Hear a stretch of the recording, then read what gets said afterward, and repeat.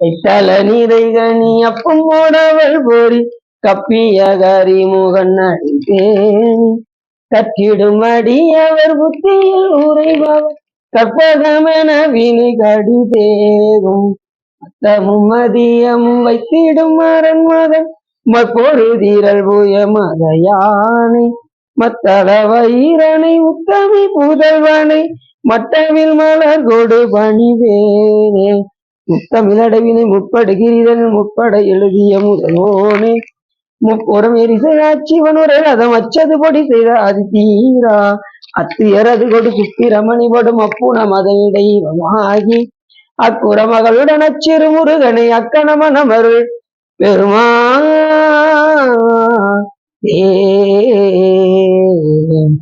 எந்தாயும் எனக்கருள் தந்தையும் நீ இந்த குலமானவே ஈர்த்தனையால் கந்தா கதிவேலவனே உமையால் மைந்தா குமரா மறைநாயகரே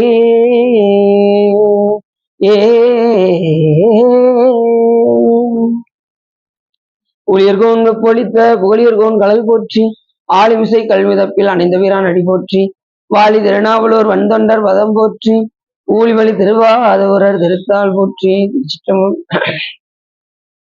இல்லாமல்ல சிவகாமி என்பவருடன் ஆகிய வல்லல் வைத்தியநாதசுவாமியுடைய பெரும் கருணையினாலே நாம் இந்த சிவ தர்மோத்தரத்தில் பரம தர்மாதியல் பகுதி 4 பற்றி சிந்திப்பதற்கு திருவர்களும் குருவர்களும் அடியார்களும் கொட்டியுள்ளது. சென்ற முறையே நாம் பார்த்தோம், அந்த சிவபூஜைக்கு தேவையான பொருட்கள் எல்லாம் அந்த திருப்பாற்கடலில் இருந்து அந்த பஞ்சவகை பசுக்கள், வில்வம், தாமரை போன்ற மலர்கள் எல்லாம், அதிலிருந்து நீலோத்பலம் போன்ற மலர்கள் எல்லாம் அதிலிருந்து வருகின்றது என்று பார்த்தோம். இன்று முழுவதும் சிவபூஜைக்கு எப்படியெல்லாம் பெருமானை திருமஞ்சனம் ஆட்டுவது என்பதை பற்றியெல்லாம் இந்த நூல் நமக்கு என்ன சொல்கின்றது என்பதை பற்றி பார்க்க இருக்கின்றோம். எல்லா தேவர்களுமே சிவபூஜை செய்ய வேண்டும் என்றால் இந்த பூலோகத்துக்கு தான் வர வேண்டும். மற்ற எந்த இடத்துலையும் போய் பூஜை பண்ண முடியும். அவர்கள் பிறவி எடுத்து இங்கே சிவபூஜை செய்துதான் அவர்கள் மேன்மை அடைய முடியும். இதை 2 பேரும் பேசிக்கிறாங்க. அங்க விண்ணுலகத்துல பிரம்மா விஷ்ணு பேசிக்கிறாங்க. புவனியில் போய் பிறவாமையில் நாள் நாம் போக்குகின்றோம். யார் சொல்றா? பிரம்மா விஷ்ணு விண்ணுலகத்துல பேசுறாங்க. நாம இந்த பூலோகத்துல போய் பிறக்காம இப்படி காலத்தை நாம வீணா போய் கொண்டிருக்கின்றோமே அப்படின்னு பிரம்மா விஷ்ணு பேசுறாங்க. புவனியில் எங்க? இந்த பூமியில. புவனியில் போய் பிறவாமையில் நாள் நாம் போக்குகின்றோம் அவமே. அவத்தை நோக்கி நாம் என்ன செய்யறோம்? காலத்தை போக்கி கொண்டிருக்கின்றோம். அவமே இந்த பூமி சிவன் உய்ய கொள்கின்றவாறு என்று நோக்கி எளிமையாக உய்யக்கூடிய இடம் எதுன்னா, சிவபெருமான் அனைத்து உயிர்களையும் உய்யக்கூடிய எளிமையான இடம் எது அப்படின்னா இந்த மண்ணுலகம். மண்ணுலகமாக விளங்கக்கூடிய பூலோகம். புவனியில் போய் பிறவாமையில் நாள் நாம் போக்குகின்றோம் அவமே இந்த பூமி சிவன் உய்ய கொள்கின்றவாறு என்று நோக்கி திருப்பெரும் துறை உறைவாய் திருமாலாம் அவன் விருப்பு எய்தவும் மலரவன் ஆசை படரவும் அலர்ந்தவை கருணையும் நீயும். அவங்க 2 பேரும் இந்த மண்ணுலகத்தில் சிவபூஜை செய்து எப்படியாவது எளிமையாக உய்வடைய வேண்டும் என்று அவர்கள் 2 பேரும் பேசிக்கிட்டாங்களாம். அப்ப பூலோகம் எவ்வளவு பெரிய சிறப்புடையதுன்னு பார்க்கணும். இங்க ஒவ்வொரு கோயிலும் நீங்க போய் பார்த்தீங்கன்னா இந்திரன் பூஜித்த தலம், திருமால் பூஜித்த தலம், பிரம்மா பூஜித்த தலம் பிரம்மபுரம்.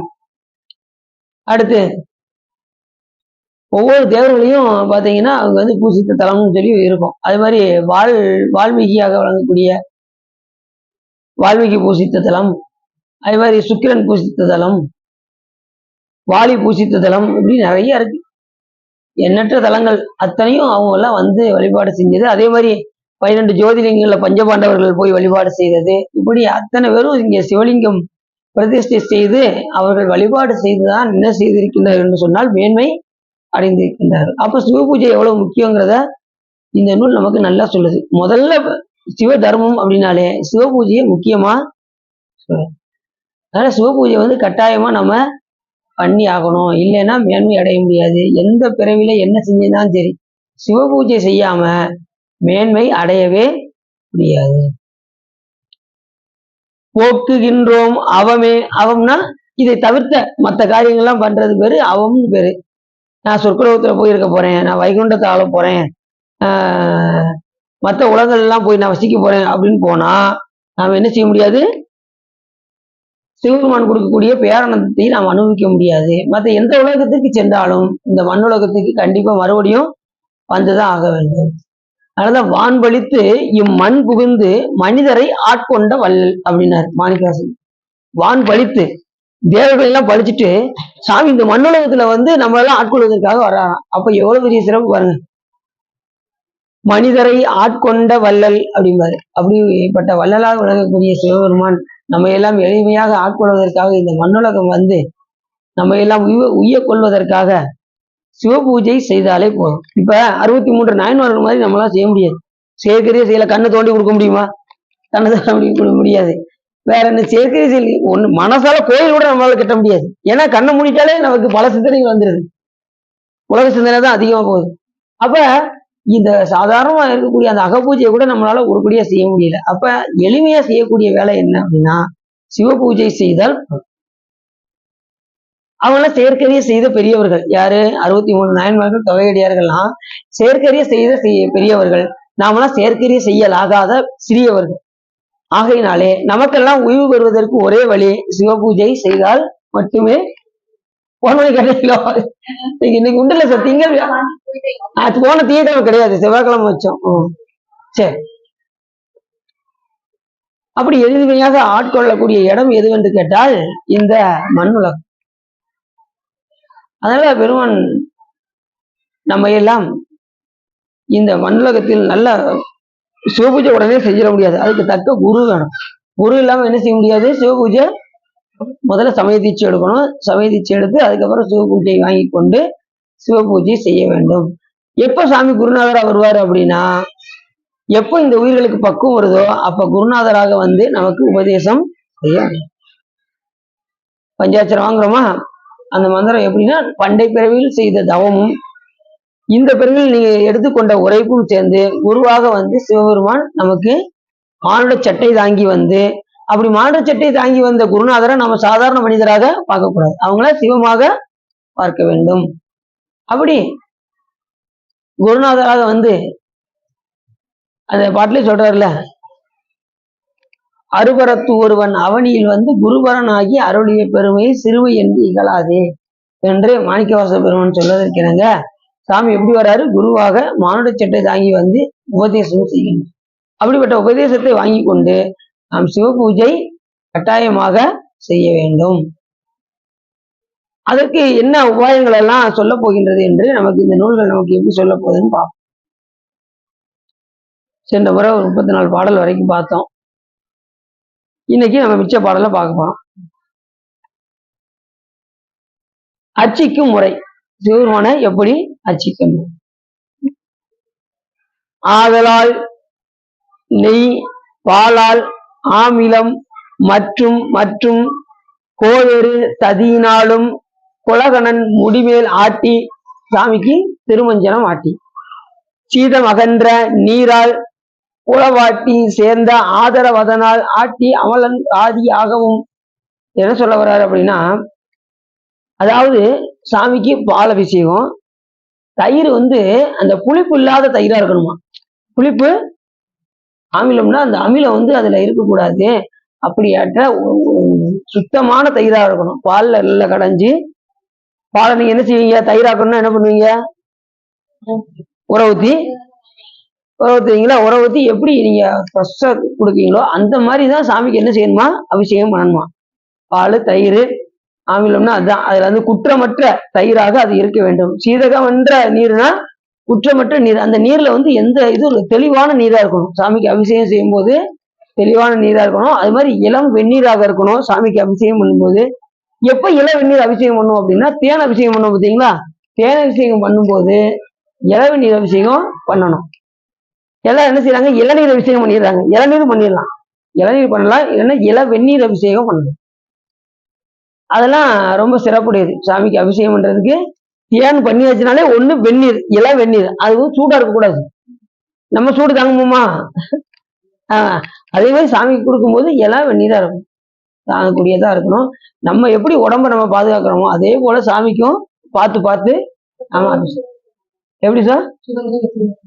ஆமா இள வெந்நீர். அதாவது தேன் அபிஷேகம் பண்ணியிருந்தீங்கன்னா ஒண்ணு இள வெந்நீர், இல்லைன்னா இளநீர். இளநீர் இருக்குல்ல, இளநீர். இளநீர் இளநீர் தெரியுமா? இளநீர் இளநீர் தனியா, இள வெந்நீர் தனியா. ஒண்ணு இது இல்ல அது, ரெண்டுல ஏதாவது ஒண்ணு அபிஷேகம். இள வெந்நீரை வச்சு அபிஷேகம் பண்ணணும் சாமி. அத நம்ம சுந்தரம் சாமி சொன்னது, நெய்யும் பாலும் தயிரும் கொண்டு நித்தல் பூசனை செய்யலுற்றார் கையில் ஒன்றும் காணவில்லை கலலடி தொழுதுயினல்லார் ஐவர் கொண்டிங்கு ஆட்ட ஆடி ஆள் குழிபட்டழுந்து வேனுக்கு உய்யுமாறுண்ட அருளி செய்ய ஓனகாந்தன் தளியுளீரே. யார் வர்றா? சுந்தரம் சுந்தரம். ஓனகாந்தன் தளியில சுந்தரம் சாமி இருக்காரு. சாமி விறுவிறுன்னு வந்தாரு, சிவலிங்கத்துல பார்த்தாரு. சாமி உள்ள இல்லையே, எங்க போயிருப்பாரு அப்படின்னு. எதுக்கா வருவாரு சுந்தரம் சாமிகள்? தப்பு கேட்க, பொன்பொருள் கேட்கறதுக்கு வேகமா வந்தாரு. அப்படியே சிவலிங்கத்துல பார்த்தாரு, மூத்தத்துல இல்லை, எங்க போயிருப்பாரு அப்படியே சுத்தி சுத்தி தேர்னாரு. ஆளை காணவே, இந்த ஆள் எங்க போனாரு அப்படின்னு ஒரே பார்த்துக்கிட்டே இருந்தாரு. கீழே பார்த்தாரு, மேல பார்த்தாரு, சைட்ல பார்த்தாரு, சாமிக்கு பின்னாடி பார்த்தாரு, இல்ல. நேர போய் அப்படியே வெளியே அப்படியே கொஞ்சம் சோகமாவே வெளியில வந்தார். வந்து அப்படி அந்த கதவை தட்டிக்கிட்டு இப்படி வெளியில இப்படி வந்து இப்படி வெளியில இப்படி அண்ணாந்து பார்த்தா பாருங்க, சாமி பார்த்தா புளிய மரத்துல இருந்தாரு. சாமி நீ இங்கேயே சாமி இருக்க, இந்த வார சாமி அப்படின்ட்டு பாட்டு பிடிக்க ஆரம்பிச்சாரு. அப்ப பார்த்த படுத்து அந்த பாட்டு, நெய்யும் பாலும் தயிரும் கொண்டு நித்தல் பூசனை செய்யலுற்றார் கையில் ஒன்றும் காணவில்லை கலலடி தொழுதுயினல்லால். 10 பைசா தேவையில்ல சிவபூஜைக்கு. கையில் ஒன்றும் காணவில்லை, மனசுலயே பூஜை பண்ணலாம் சாமிக்கு. சாமிக்கு 1 பைசா தேவையில்லை. நீ மனசுக்குள்ள நீ என்னென்ன அபிஷேகம், வெளியில வாங்க முடியாத பொருள், துட்டு கொடுத்து வாங்க முடியாத பொருள் எல்லாம் நீங்க எங்க அபிஷேகம் பண்ணலாம்? உள்ள அகத்துக்குள்ள வச்சு சிவபூஜை பண்ணலாம். தயிர் 1 லிட்டர் எவ்வளவு ஆச்சு? அது எப்படி 50 ரூபா வந்துருங்க, 50 100 கூட வந்துருங்க. அதை நீங்க உள்ள வச்சு அபிஷேகம் பண்ணுங்க. சாமி உள்ள அகத்துல அது எந்த தாமரை விரித்து அதுல நடுவுல சாமியை எழுந்தல் செய்து நீ என்னென்ன குடம், 1 குடம் பால் எவ்வளவு ஆச்சு? முதல் 1 லிட்டர் பால் எவ்வளவு ஆச்சு? 50 ரூபா. சரி, 1 குடம்னா எவ்வளவு வரும்? எப்படி ஒரு 10 லிட்டர் பிடிக்குமா? 10 லிட்டர் பிடிக்கும். 10 லிட்டருக்கு எவ்வளவு ஆச்சு ரூபா? 500 ரூபா ஆச்சு. நீங்க 100 கூட இங்க உள்ள அபிஷேகம் பண்ணுங்க சாமிக்கு. ஆனா அப்படி கருணாமூர்த்தி நீ எப்படி வழிபாடு செஞ்சாலும் சிவபெருமான் வந்து அரிசி. கையில் ஒன்றும் காணவில்லை கலலடி தொழுதுயினல்லா. அவன் திருவடியை பூசித்து பூசித்து பூசித்து இந்த பிறவியிலிருந்து நீங்குவதற்கான வழியை நாம் என்ன செய்ய வேண்டும்? தேட வேண்டும். நீங்க என்னென்ன நினைக்கிறீங்களோ துட்டே செலவு பண்ணாம நீ அகத்துக்குள்ளே என்ன பண்ணலாம்? வெளியில உங்களுக்கு கிடைக்க வேண்டிய, உங்களால என்ன பொருள் வாங்க முடியுமோ அதை வச்சு அபிஷேகம் பண்ணிட்டு, கிடைக்காத பொருளை அகத்துக்குள்ள நீங்க சிவ பூஜை பண்ணும்போது நீ என்னென்ன அபிஷேகம் நினைக்கிறீங்களோ பண்ணு. முக்கியமா அந்த வில்வம் பழத்துல தேனை குழப்பி, வில்வம் பழம் இருக்குல்ல, அதுல தேனை குழப்பி அபிஷேகம் செய்தால் ஒரு அஸ்வமேத யாகம் செய்த பலன் கிடைக்கும். அதே 100 அபிஷேகம் பண்ணா இந்திரனாக போய் பிறப்பார்கள். நமக்கு அந்த பதவி வேணுமா? கொல்லேன் புறந்தரன் மாலயன் வாழ்வு குடிகெடினும் நல்லேன் எனது அடியாரோடு அல்லால் நரகம் புகினும் எல்லேன் திருவருளாலே இருக்க பெறின் இறைவா உள்ளேன் பிற தெய்வம் உன்னையல்லாது எங்கள் உத்தமனே அப்படின்னாரு. எந்த வாழ்வும் நமக்கு வேண்டாம். அவர்லாம் கூப்பிடுவாங்க, பிரம்மா வந்து கூப்பிடுவாரு, விஷ்ணு வந்து கூப்பிடுவாரு, நம்ம லோகத்துக்கு வாங்க, நீங்க சிவனடியாரா இருக்கீங்க, நம்ம லோகத்துக்கு வாங்கன்னு கூப்பிடுவாங்க. அப்படியா வைகுண்டமா இந்த வந்துட்டேன் அப்படின்னு என்ன செய்யக்கூடாது? இந்த நம்ம லோகம் சுகபோகமா இருக்கும். எந்த நேரமும் ரொம்பையும் ஊர்வசியும் ஆடிக்கிட்டே இருப்பாங்க, வாங்க நம்ம லோகத்துக்கு அப்படின்னு கூப்பிட்டா அவ்வளவுதான். அதெல்லாம் போயிட்டோன்னு வச்சுக்கோங்க, அவ்வளவுதான். அடுத்து மறுபடியும் பிறவிக்கு வந்துட வேண்டியதான். அதுல எந்த விதமான ஆச்சரியப்படையும் அடியார் ரோடு இருந்தா நரகமே என்னதான் மாறிக்குமா? சிவலோகமும் மாறிடும். அடியாரெல்லாம் நரகம் போக்கி எல்லேன் எனது திருவருளாலே இருக்க பெரிய இறைவா, உள்ளேன் பிறதையும் உன்னை இல்லாது எங்கள் சித்தம்பனே. இப்படி சொல்றாரு மாணிக்கவாசகர். இப்படி யாரு சொல்ல முடியும்? அவ்வளவு அருமையா சொல்றாரு. கொல்லேன் புரந்தரன் மால் அயன் வாழ்வு, அவங்க வாழ்வெல்லாம் குடி கெடினும், அல்லேன் எனது அடியாரோடு அல்லால் நரகம் புகினும், இல்லேன் என் திருவுருளாலே இருக்க பெரிய இறைவா, உள்ளேன் பிற தெய்வம் உன்னை அல்லாது எங்கள் உத்தமனே. வேற எந்த தெய்வத்தையும் கனவிலும் பிற தெய்வம் நினையாது. அதனால யார நினைக்கணும்? சிவபெருமான் ஒருத்தர் தான் நினைக்கும். எந்த நிலையிலையும் எதையும் நினைக்கணும். எந்த நிலையும் சிவத்தை அப்படியே சிந்தனை பண்ணிக்கிட்டே இருக்கணும். அதிக நேரம் சிந்தனை பண்ணணும். சும்மா உட்காந்துருப்போம். சும்மா உட்காந்து நம்ம பழைய கதையெல்லாம் நினைச்சு பார்த்துக்கிட்டு இருப்போம். ஆனா சிவபெருமானை என்ன செய்ய மாட்டோம்? நினைக்கணும். வாய்ப்பு கிடைக்கும் போதெல்லாம் சிவத்தை சிந்தனை பண்ணிக்கிட்டே, அந்த சிவத்தை சிந்திக்க சிந்திக்க நமக்கு இன்பம், அவரை மறக்க மறக்க நமக்கு துன்பம். அதனால நீல நினைந்தடியே உன்னை நித்தலும் கைதலும். அது மாதிரி நீல நினைக்கணும் சாமியை. அப்படி பால் தயிர் இதெல்லாம் எப்படி சாமிக்கு எந்த பொருள் கொடுத்தாலும் சுத்தமான பொருளாக இருக்க வேண்டும். அதில் என்ன செய்யக்கூடாது? அதுல கலப்படம்னா சேர்க்கக்கூடாது. தயிர் புளிக்காத தயிராக, அமிலம்னா அமிலம் சேர்க்காத சுத்தமான தயிராக எடுத்து சுவாமிக்கு அபிஷேகம் செய்ய வேண்டும். அடுத்து என்ன? தயிர் பாக்கெட் சுத்தமா இருக்கு, அந்த மாதிரி பாக்கெட் வாங்கக்கூடாதுல்ல. அதுதான் நீங்களே என்ன செய்யணும்னா பாலை வாங்கி உர ஊத்தி அதுல வர தயிர் எடுத்து அபிஷேகம் பண்ணணும். நம்ம அவசரத்துக்கு வெளியூர் போனோம்னா ஒரு பாக்கெட் வாங்கி நம்ம அபிஷேகம் பண்ணிடுவோம். அது வேற. அதுவே அது வந்து பசும்பால் தயிரான்னு சொல்ல முடியாதுல்ல. அதுதான் பசும்பால் தயிர் தான் நம்ம என்ன செய்யணும்? அபிஷேகம் பண்ணணும். நம்ம என்னென்னதுலயோ பால் வந்துருச்சு, என்னென்னதுலயோ தயிர் வந்துருச்சு. அப்படி இல்லாம வெறும் காலையில கொண்டு வராங்க பாருங்க, கறந்த பால் கண்ணலோடு நெய் கலந்தார் போல சிறந்தடியா சிந்தனையில் தேனூரி நின்று. சாமி கண்ணல்ல என்னன்னா சக்கரை இருக்குல்ல, சக்கரை அபிஷேகம் சாமிக்கு பண்றது. சாமிக்கு அந்த சர்க்கரை எடுத்து அபிஷேகம் பண்றது, நாட்டு சக்கரை இருக்குல்ல அதை எடுத்து அபிஷேகம் பண்றது. அபிஷேகத்திலே ஒரு 32 வகை இருக்கு. நமக்கு தெரிஞ்சது ஒரு 10 தான் தெரியும். சந்திரப்பொடி, மாப்பொடி, இதுல 24 போட்டிருக்கா. 32 வரைக்கும் 32. அதுக்கு மேலேயும் பண்ணலாம். நிறைய அபிஷேகம் இருக்கு. வாங்க வாங்க. இவங்க தொண்டு பெருந்தொண்டு. நேற்று உள்ள எல்லாத்தையும் அழைச்சி கொடுத்துட்டு போனாங்க பாத்திரத்தெல்லாம். உண்மையிலே பெரிய சிறப்பு. அவங்க சந்திரமரீஸ்வரன் சந்திரமரீஸ்வரன் பெரும் பங்கு. சந்திரமரீஸ்வரன் அவங்க 2 பேரும், அவங்க நித்தியாசம் 3 பேரும் நல்லா. கண்டிப்பா சிறப்பு சார், சிறப்பு சார். ஒன்று இருக்கணும். சரி. அப்படி சிவபூஜைக்கு சுத்தமான தயிராக இருக்கணும், சுத்தமான பாலாக இருக்கும். அந்த கறந்த பாலை எடுத்து அபிஷேகம் பண்ணணும். அதான் ரொம்ப முக்கியம். ஆனா இப்போ உள்ள நிலைமைக்கு என்ன செய்ய வேண்டியிருக்குன்னா, காலையில அதிகாலை பூஜை பண்ணுறதுனால யாருமே என்ன செய்ய மாட்டேங்காங்க, வர மாட்டேங்கிறாங்க. 7 மணிக்கு மேலதான் பால்காரனே வரான். அதனால முதல் நாளே சாயங்காலம் வாங்கி வச்சு ஃப்ரிட்ஜில் வச்சுதான் எடுத்து அபிஷேகம் பண்ண வேண்டிய சூழ்நிலையா இருக்கு. இப்போ உள்ள நிலைமை அப்படி இருக்கு. நம்ம பண்ற நேரத்துக்கு பால்காரன் வர மாட்டேங்கான், திடீர்னு ஏமாத்திடுறாங்க. அதனால எடுத்து வச்சு நம்ம மறுநாள் காலையில தான் பண்ண வேண்டிய சூழ்நிலையா இருக்கு. சரி, என்ன உட்காருங்க. சரி. அப்படி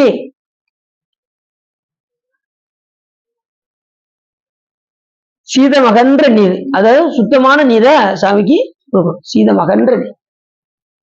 அது மாதிரி இலைப்புற வாட்டி சேர்ந்த ஆதரவதனால் ஆட்டி ஆமலம் காதியா. சாமிக்கு கொடுக்கக்கூடிய நெல்லிக்காப்பு, மாக்காப்பு, மஞ்சக்காப்பு, அதெல்லாம் என்னது? மாப்பொடி, மஞ்சப்பொடி, திரவியப்பொடி, நெல்லிப்பொடி, வேற என்ன பொடி? வில்வப்பொடி. வில்வத்தை வந்து நீங்க நிறைய வகையில நீங்க அபிஷேகம் பண்ணலாம். வில்வ இலைய ஒரு தண்ணி எடுத்து சுத்திப்படுத்தி அதுல வில்வ இலையா போட்டு சாமிக்கு அபிஷேகம் பண்றது. அடுத்து வில்வ பொடியை போட்டு சாமிக்கு அபிஷேகம் பண்றது. அப்புறம் வில்வ பொடி வச்சிருக்கீங்க, அதை வச்சு அபிஷேகம் பண்ணலாம். தனியா வில்வ இலை இருக்குல்ல, இலைய வச்சும் அபிஷேகம் பண்ணலாம். இலையை போட்டு சுத்திப்படுத்தி அதுக்கு மந்திரம் சொல்லி சாமிக்கு சாத்துறது. இந்த மாதிரி பண்ணலாம். அது மாதிரி மாப்பொடி, மஞ்சப்பொடி, திரவியப்பொடி, இந்த பொடிகளுக்கு பூராமே ஓம் காம் தன் மகேசாய வித்மகே விசித்தாய தீமகி தன்னோ சிவ பிரசோதயாத் என்கின்ற சிவகாயத்ரி மந்திரத்தை சொல்லணும்.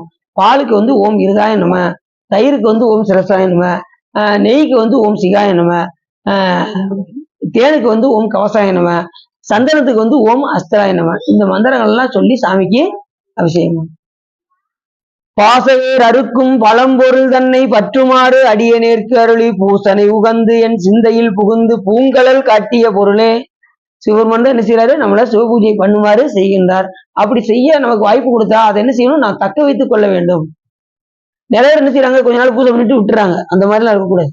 பூஜை பண்ணா கடைசி வரைக்கும் பூஜை பண்ணிக்கிட்டே இருக்கணும். இறக்கும் வரையும் சிவ பூஜை விடாம பண்ணிட்டே இருக்கும். அப்படி பற்றுமாறு அடியனேற்கு அருளி பூசனை உகந்து அப்படின்னா என்ன அர்த்தம்னா, சிவபெருமான் மனமகிழும்படி சிவ பூஜை பண்றது.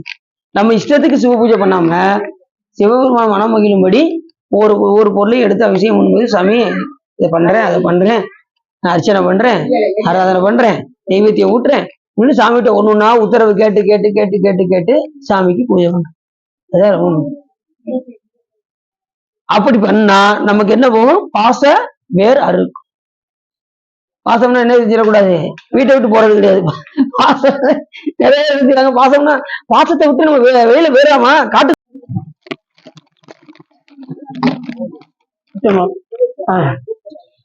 இப்ப திருமஞ்சனம் எல்லாம் ஆட்டி முடித்ததுக்கு அப்புறம் சாமிக்கு என்ன வைக்கணும், சந்தனமும் குங்குமமும் வைக்கணும். நாம வைக்கும்போது எப்படி வைக்கணும், சந்தனம், அதுக்கு மேல குங்குமம் வைக்கணும். அதே மாதிரி சாமிக்கு என்ன செய்யணுமா, சந்தனம் குங்குமம் வச்சு அலங்காரம் செய்ய வேண்டும். நாம எப்படி மேக்கப் பண்றோம், அது பார்த்தீங்கன்னா 1 மணி நேரம் ஆனாலும் எது செய்ய மாட்டாங்க, இந்த வந்துடுறேன் அப்படின்ட்டு எது செஞ்சுக்கிட்டு இருப்பாங்க, மேக்கப்லேயே இருப்பாங்க. இப்ப எல்லாம் அப்படித்தானே, பிள்ளைகள காலையில கிளப்பும் முனையும் நம்ம படுற பாடு. என்னமா செய்யற, இந்த தலை சீவிக்கிட்டு இருக்கேன், மறுபடியும் என்னமா செய்யற, தலை சீவிக்கிட்டு இருக்கேன். இது இப்படிதான் நாம எவ்வளவு தடவை கண்ணாடிக்கு முன்னாடி போய் பாக்குறோம். ஏன்னா இந்த உடம்பு எப்படிப்பட்ட உடம்பு, அழியக்கூடிய உடம்பு என்ன செய்யறோம், 1 மணி நேரம் இதுக்கு எடுத்துக்கிட்டு நாம சீவி சிங்காச்சு அளவு பார்த்துக்கிட்டு இருக்கோம். ஆனா என்றும் நிலையான பொருளாகிய வாங்க சார், வாங்க சார், வாங்க சார், இது நீங்க தானே, கொத்தவங்க, சரிங்க சார், சரிங்க சார், உட்காருங்க சார், உட்காருங்க.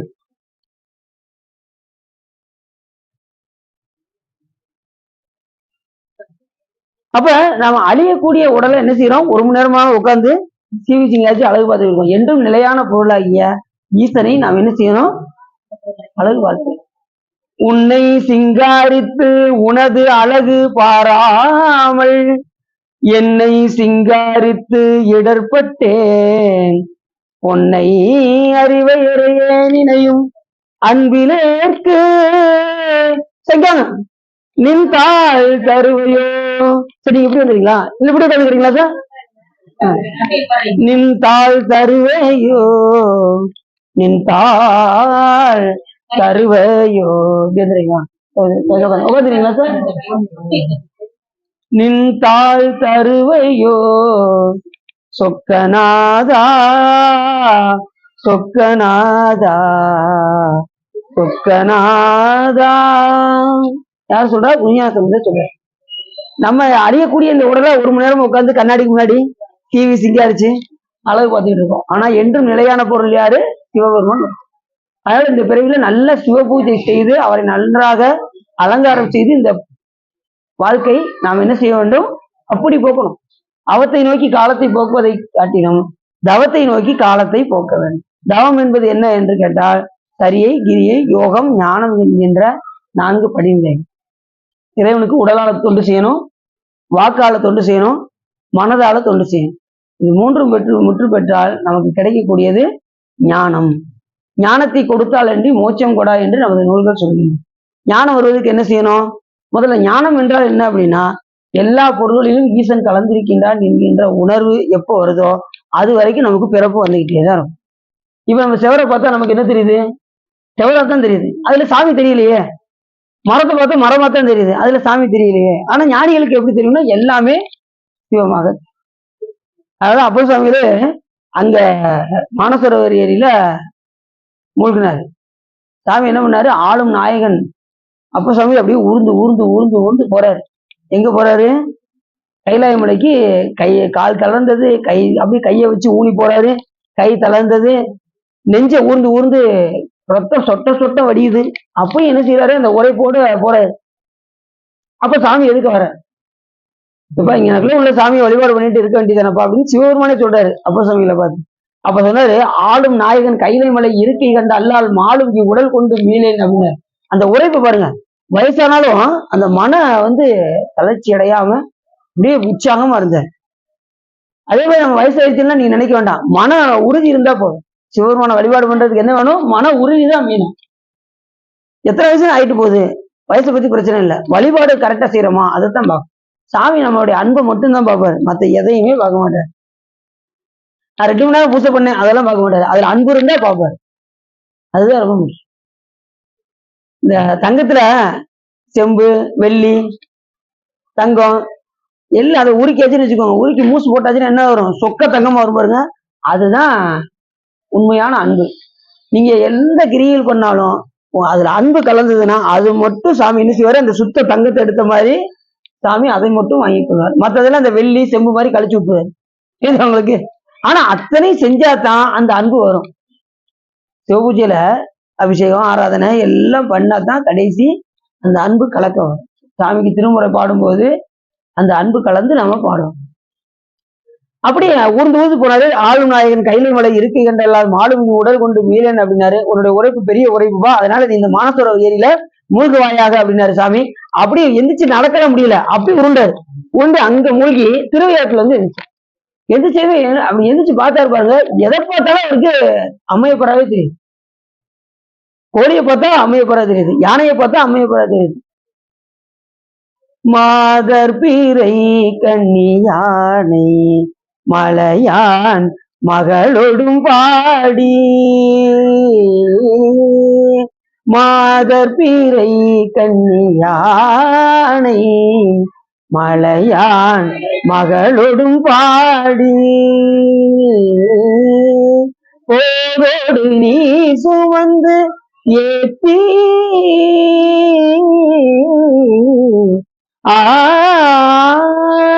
போரோடு நீ சுமந்து ஏத்தி புகுவாரவர் பின் புகுவே, யாதும் சுவடு படாமல் யாதும் சுவடு படாமல் ஐயாறு அடைகின்ற போது, ஐயாறு அடைகின்ற போது காதல் மடப்பிடியோடும்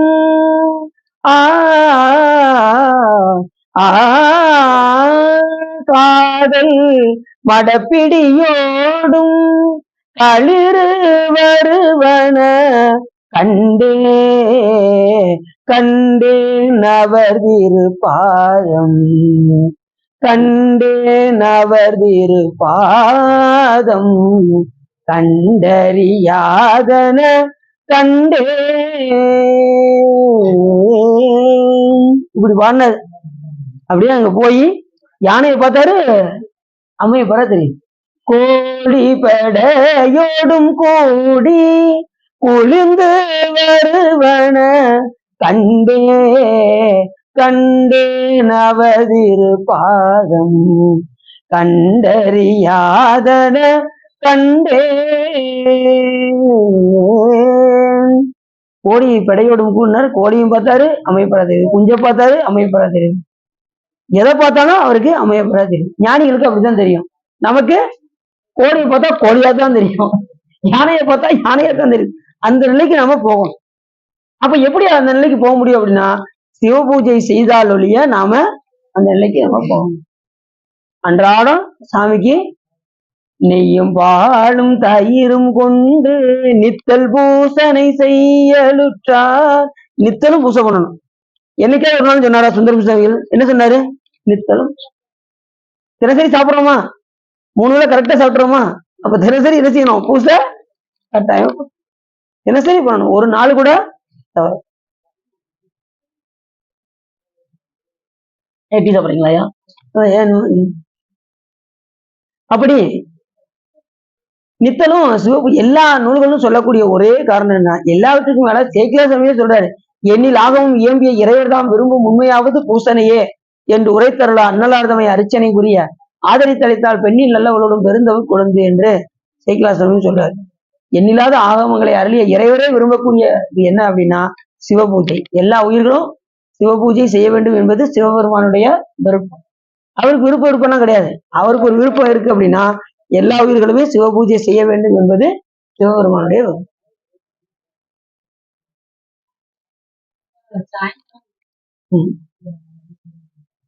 சாயங்காலம் பூஜை காலை மட்டும் பண்ணிட்டு 3 வேளை பண்ணா ரொம்ப சிறப்பு.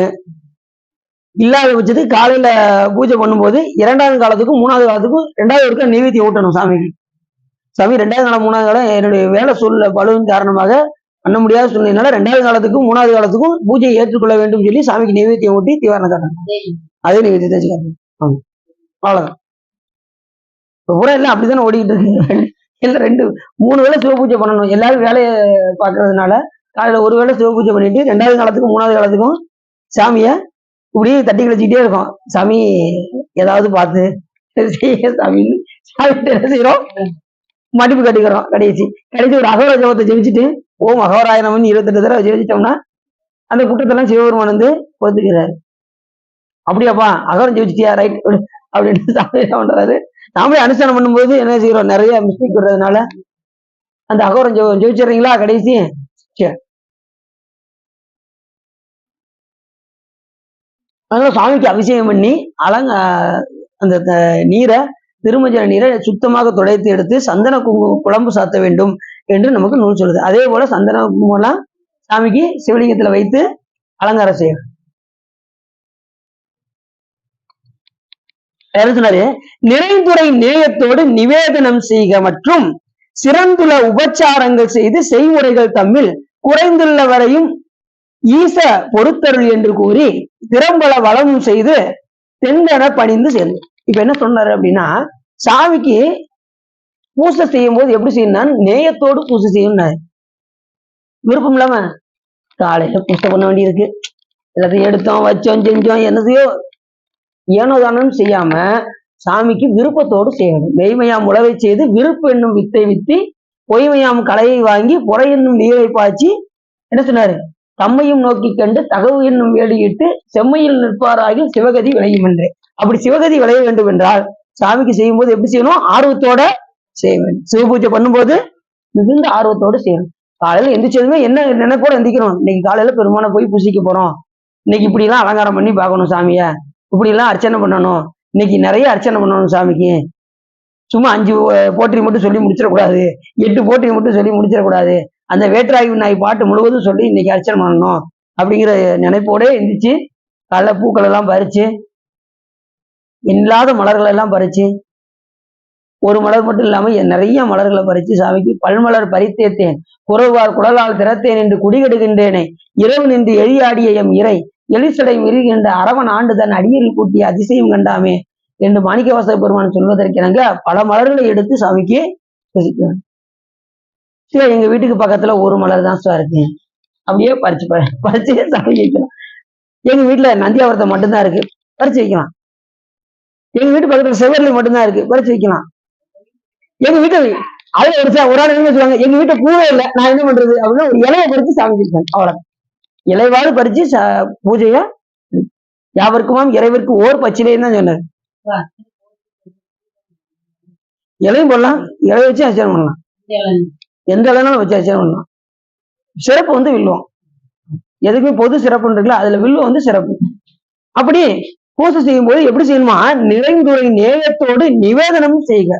அப்படி நேயத்தோடு செய்து சாமிக்கு கொடுக்கக்கூடிய நிவேதனம் எப்படி போகும் அப்படின்னா, நல்லா தெரிஞ்சுக்கோங்க. சாமிக்கு கொடுக்கக்கூடிய நிவேதனம் என்ன நிவேதனம் அப்படின்னா, நம்மளுடைய தற்போதத்தையே இறைவனுக்கு உணவாக ஊட்ட வேண்டும். இருக்கிறது என்னமோ அது அண்ணன் தான், ஆனா சாமிக்கு கொடுக்கும்போது எப்படி கொடுக்கணும், என்னுடைய தற்போதத்தை பெருமானின் ஏற்றுக்கொள்ள வேண்டும் என்று அப்படி சாமிக்கு நித்தமும் கொடுக்க கொடுக்க கொடுக்க கொடுக்க பூஜையில நம்மளுடைய ஆணவ மூலமானது என்ன ஆயிரும், சுத்தி ஆகிட்டே வரும். தன் செயலாவது எதுவுமே இல்லை, எல்லாமே இறைவன் தான் செய்கின்றான் என்கின்ற உணர்வு நமக்கு அதுக்கப்புறம் தான் வரும். அது வரைக்கும் நமக்கு நான் செஞ்சேன்னு தான் சொல்லுவோம். ஒரு 1/2 மணி நேரம் பூஜை பண்ணிட்டு என்ன சொல்லுவான், 1/2 மணி நேரம் பூஜை பண்ணு தெரியுமா உனக்கு, 2 மணி நேரம் உட்கார்ந்து இடத்த எதிக்கல, நான் அப்படி பூஜை பண்ணேன் அப்படிங்கிறாங்கல்ல நிறைய பேரு. நாமளா பண்றோம், நம்மளால பண்ண முடியுமா, நம்மளால கோயிலுக்கு கூட நம்மளால வர முடியாது. ஒரு பொருளை கூட, இது ஜட பொருள் தானே, இதை கூட நம்மளால தூக்க முடியாது. சாமி உள்ள இருக்க போய் தான் எல்லா வேலையும் நமக்கு நடக்கும். அப்ப எல்லாத்தையும் செய்யறது சிவபெருமான். ஆனா நாம என்ன செய்யறோம், எல்லாம் நான் தான் செய்கின்றேன் என்கின்ற உணர்வு வர்றதுனால நமக்கு பிறவி வந்துகிட்டே இருக்கு. எப்ப போக முடியும் அப்படின்னா, யான் எனது என்னும் செருக்கு அறுப்பான் வானோர்க்கு உயர்ந்த உலகம். என்னைக்கு யான் எனதுங்கிற செருக்கு போய் எல்லாம் சிவபெருமான் திருவருள் திருவருள் நம்ம செய்யறோமோ, அன்னைக்குதான் நம்ம கிட்ட இருந்து இந்த ஆணவ மனம் போகும். எப்ப சிவபெருமான் திருவருள் நினைச்சு செய்றீங்களோ அப்பயே அந்த செயலையெல்லாம் யார் ஏத்துக்கிறார், சிவபெருமானே ஏற்றுக்கொள்கின்றார். அதாவது ஏகனாகி இறைவனை நிற்றார். எனக்கு என்று அறிவு இல்லை, எனக்கு என்று ஒரு செயலும் இல்லை என்கின்ற உணர்வோடு நாம் வாழ்ந்தால் அத்தனை செயலும் யார் ஏத்துக்கிறான், அதுல நன்மை தீமை வந்தா கூட சிவபெருமான் ஏத்துக்கிறார். நாம ஒரு செயல் செய்யும் போது அது நன்மையா தீமையா நம்ம அறிவை கொண்டு சொல்ல முடியாது. அன்னைக்கு சொன்னேன்ல, ஒரு தர்மம் செய்யறதுக்கு 3 நிலை இருக்கு, அதை சிவபெருமான் தான் தீர்மானிப்பார். நீங்க ஒரு தர்மம் செஞ்சா கூட அது கரெக்டானு நம்மளால சொல்ல முடியாது. நீங்க எந்த எண்ணத்தோட கொடுத்தீங்கன்னு தெரியாது, சாமிக்கு தான் தெரியும். ஒருத்தர் ஒரு 1000 ரூபாய் கேட்கறேன்னு வச்சுக்கோங்களேன், கொடுக்கும்போது நீங்க என்ன செய்வீங்க, வருத்தப்பட்டு 1000 ரூபாய் கட்டானே நம்மகிட்ட, சரி அப்படின்னு கொடுத்து முடிச்சதுக்கு அப்புறம் 1000 ரூபாய்க்கு ஒரு 500 ரூபாய் கொடுத்துருக்கலாம் அப்படின்னு நம்ம நினைப்போம்ல. அந்த மாதிரி என்ன வருதுல்ல நமக்கு. அப்ப அதுல 2வது கடுகளவாவது தீமையை மனசுல வச்சு கொண்டுதான் என்ன செய்வோமா, நாம பிறருக்கு உதவி செய்வோமா. ஆனா சாமி எப்படி கிடையாது, நமக்கு இந்த உயிர் அத்தனை பேருக்கும் எவ்வளவு நன்மை புரிந்தாலும் கடுகளவு கூட சாமிகிட்ட என்ன கிடையாது, தீமை. அதனால ஞானசம்பந்த பெருமான் சொன்னாரு, நன்றுடையானே தீயது இல்லானே. ஒருத்தர் நல்லவன் சொன்னாலே போதும்ல, இவன் கிட்டதை எதுவும் செய்ய மாட்டாங்க அப்படின்னு என்ன அர்த்தம். நாம ஒரு நன்மை செய்யும் போது நமக்கு கடுகளவாது நாளைக்கு அவன் ஏதாவது செய்வான், ஒரு 1000 ரூபாய் கொடுத்தா நாளைக்கு ஏதாவது நாளைக்கு உதவுவான் அப்படின்னு நினைச்சு நம்ம செய்வோம். ஆனா சாமி அப்படி கிடையாது, எந்த பிரதிபலனும் நம்ம கிட்ட பாக்குறது கிடையாது. எல்லா உயிர்களையும் வாழ வச்சுக்கிட்டே தான் இருக்காரு, எத்தனை பிறவினாலும் கொடுத்துக்கிட்டே தான் இருக்காரு. நம்ம பக்குவம் வரும் வரைக்கும் நமக்கு பிறவியை கொடுத்துக்கிட்டே இருக்காரு. அவர் அதுக்கு மட்டும் சலிப்பே அடையிறது இல்லை. நாம சலிப்பு வந்துடும், எந்த ஒரு செயலை செஞ்சாலும் நமக்கு சலிப்பு வந்துடும். ஆனா சிவபெருமானுக்கு சலிப்பு வராது. ஏன் அப்படின்னா, எப்படியாவது இந்த உயிர்கள் பக்குவம் அடைந்து தன் நிலையை அடைய வேண்டும் என்பது சிவபெருமானுடைய நோக்கம். எப்படியாவது இந்த உயிர்களுக்கு பேரானந்தத்துல திளைக்க விடணும், தன் நிலைக்கு இந்த உயிர் உய்வடைய வேண்டும் என்பதுதான் சிவபெருமானுடைய நோக்கம். ஆனா எவ்வளவுதான் நம்மளை இழுத்தாலும் நாம என்ன செய்யறோம், மறுபடியும் இந்த உலகத்தை நோக்கி தான் போய்கிட்டே இருக்கும். உலக பந்தை நம்மளை ஈர்க்குது, அவர் வழிபாடு பண்ண முடியாம எது தடுக்குது, உலக பந்தை நமக்கு தடுக்குது. இதுல இருந்து மீண்டு வர்றதுக்கு ஒரே வழி என்ன, இந்த அடியார் திருக்கூட்டத்தோடு இருந்தா அதுல இருந்து நம்ம தப்பிச்சுக்கலாம். உலக பந்தத்துல இருந்து தப்பிக்கிறதுக்கு ஒரே வழி அடியார் திருக்கூட்டத்தில் இருந்தால். அவங்க என்ன செய்வாங்க, மேக்சிமம் ஐயா அடியார்கள்லாம் வாங்க கோயிலுக்கு வாங்க, திருமுறை பாட வாங்க, சொற்பொழிவுக்கு வாங்க, தல யாத்திரைக்கு வாங்க அப்படின்னு இப்படி உங்களை என்ன செய்வாங்க, உங்க திசைய திருப்பி. அதனால அடியார் கூட இருந்தா, இப்ப முத்து லட்சுமி சிவா கூட இருந்ததுனால இங்க வந்துட்டீங்க பாத்தீங்களா, அந்த தொடர்பு இருந்ததுனால எங்க வந்துட்டீங்க, இங்க வந்துட்டீங்க. கொத்தங்குளத்துல இருந்து வந்திருக்காங்க சிவா, அவ்வளவு ஒரு சிறப்பு. ஐயாவும் தொடர்புல இருக்காங்க. அடிக்கடி இந்த இதுல குரூப்ல சேர்த்துனா அதை பார்த்துக்கிட்டே இருக்கீங்க. டெய்லி சகஸ்திரிங்கேஸ்வரர் கோயில்ல சொற்பொழி போட்டுக்கிட்டே இருக்காங்க. இன்னைக்கு ஒரு நாள் போய் பார்த்துருவோம் அப்படின்னு இன்னைக்கு வந்துட்டாங்க. அதான் உண்மை பாத்தீங்களா. இப்ப சொன்ன பாத்தீங்கன்னா, சாமி விருப்பப்பட்டதான் நம்ம இங்க வர முடியும். அவர் இன்னைக்கு விருப்பப்பட்டிருக்காரு. அப்படியா அப்படியா குடும்பம் தம்பியா, சிட்டி சிட்டி சிட்டி அந்த சேவா, சரி சரி சொன்ன எல்லாத்தையும் பாட்டு படிச்சோம் எல்லாரும் சேர்ந்து. எல்லாம் பாட்டு படிச்சோம்ல, அவங்கதான் சரியாயிட்டாங்க நல்லா சாமி. ஆமா சார், உள்ள பாருங்க. ஆனா ஆர்வம் கேட்காங்க ஆர்வம் வச்சு அடிச்சுக்க. ரொம்ப சந்தோஷம். அடியாருடைய விண்ணப்பம் உடனே அப்ப சாமி விருப்பப்பட்டாதான் நாம இங்க வர முடியும். அவர் சொன்னாங்க பாத்தீங்களா, சிவபெருமான் இன்னைக்கு தான் கூப்பிட்டுருக்காரு அப்படின்னாங்களா. நிறைய நினைச்சுறாங்க, நான் கோயிலுக்கு போறேன். நம்மளும் நினைச்சா கோயிலுக்கு போக முடியாது, அவர் கூப்பிட்டாதான் இங்க வர முடியும். அதுதான் உண்மை. அதனால நாம என்ன செய்ய முடியாது, நம்மளால ஆகக்கூடிய காரியம் எதுவுமே இல்லை, எல்லாம் சிவன் செயல் என்று நம்ம நினைக்கிறோம். ஈசனே ஆக்குவதும் ஆக்கி அழிப்பதும் தானானால் நோக்குவது என்கிறான் பிறரை நொந்து அப்படின்னாரு நமது குருஞான சம்பந்தர். அப்படி சாமிக்கு நைவேத்தியத்தை எதை கொடுக்கணுமோ நம்ம தற்போதைய இறைவனுக்கு உணவாக ஊட்ட வேண்டும். அப்படி நிவேதனம் செய்து மற்றும் சிறந்த உபச்சாரங்கள் செய்து செய்முறைகள் தமிழ் குறைந்துள்ள வரை நாம செய்கின்ற எல்லா செயல்முறைகளையும் அவருக்கு 16 சோடச உபச்சாரங்கள் சாமிக்கு காமிக்கிறதுக்கு பார்த்தீங்களா. சிவ பூஜையில சோடச உபச்சாரம்னா இந்த ஒவ்வொரு தீபமா, 1 தீபம் 2 தீபம் 3 5 பஞ்ச தீபம் அப்படி ஒவ்வொன்றா காமிப்பாங்க. நீங்க கோயிலுக்கு போனீங்கன்னா தெரியும். அந்த உபச்சாரங்கள் எல்லாம் சாமிக்கு காட்டணும். சில பேர் என்ன செய்வாங்க, சூழ்நிலை வீட்டுல பண்ணலாம், வீட்டுல பண்ணலாம். ஆனா சிவபூஜை தீட்சை எடுத்துக்கொண்டு செஞ்சீங்கன்னா ரொம்ப சிறப்பா இருக்கும். நீங்க வந்துட்டீங்கல்ல, நீங்க அடுத்த தீட்சை எடுத்துருவீங்க, கவலைப்படாதீங்க. சாமி திருவள்ளுவர் கூட்டிட்டு வேணும் சார், திருவாரூர்ல எடுத்து எடுத்து எடுத்து எப்படியாவது கண்டிப்பா அடுத்த கார்த்திகை நீங்களும் எடுத்துருங்க எல்லாருமே. இப்பயும் 3 பேர் கொடுத்தாங்க. அடுத்த இதுல நம்ம பேர்ல எழுதிக்கோங்க அப்படின்னு. நம்ம ஜேஎஸ் இருக்காங்கல்ல, அவங்க வீட்டுக்காரங்க சொல்லிட்டாங்களாம், நீ தீட்சை எடுக்கலாம், பர்மிஷன் வேர் கிராண்டட் அப்படின்ட்டாங்களாம். அவங்க ரொம்ப நாளா என் வீட்டுக்காரர் விட மாட்டேங்கிறா, என் வீட்டுக்காரர் விட மாட்டேங்கிறா, நானும் தீட்சை எடுக்கணும்னு நினைக்கிறேன் சார், இந்த அடியார் கூட்டத்தெல்லாம் பார்க்க எனக்கு பண்ணணும் போல ஆசையா இருக்கு சார் அப்படின்னாங்க. இன்னைக்கு போன போட்டு சார் ஒரு சந்தோஷமான விஷயம் நாங்க என்ன சார் அப்படின்னு, வேற ஒண்ணும் இல்ல, என் வீட்டுக்காரர் தீட்சை எடுக்க சொல்லிட்டாரு அப்படின்னா அப்படியா, ரொம்ப சந்தோஷம், அடுத்த தடவை கண்டிப்பா உங்களை கூட்டு போயிருவோம் சார் அப்படின்னு. அப்படியா, உங்க வீட்டுல இன்னும் விட்டுருவாங்க, இன்னும் அடுத்த கார்த்திகைக்குள்ள உங்களையும் விட்டுருவாங்க. சந்தோஷம். என்ன ரொம்ப ஆர்வமா இருக்காங்க. முத்திரை ஜூஸ வந்து பயங்கர ஆர்வம், எல்லாத்தையும் குழுவுல சேர்க்க வைக்க. கோயில் ஒண்ணு தனியா வச்சிருக்காங்க. அது என்ன கோயில் ஊர்ல? அது சாமி பேரு சொக்கநாதர். சொக்கநாதர், ரைட். சொக்கநாதர் இருத்துட்டாரு. கொத்தங்குளம் அங்கதான்.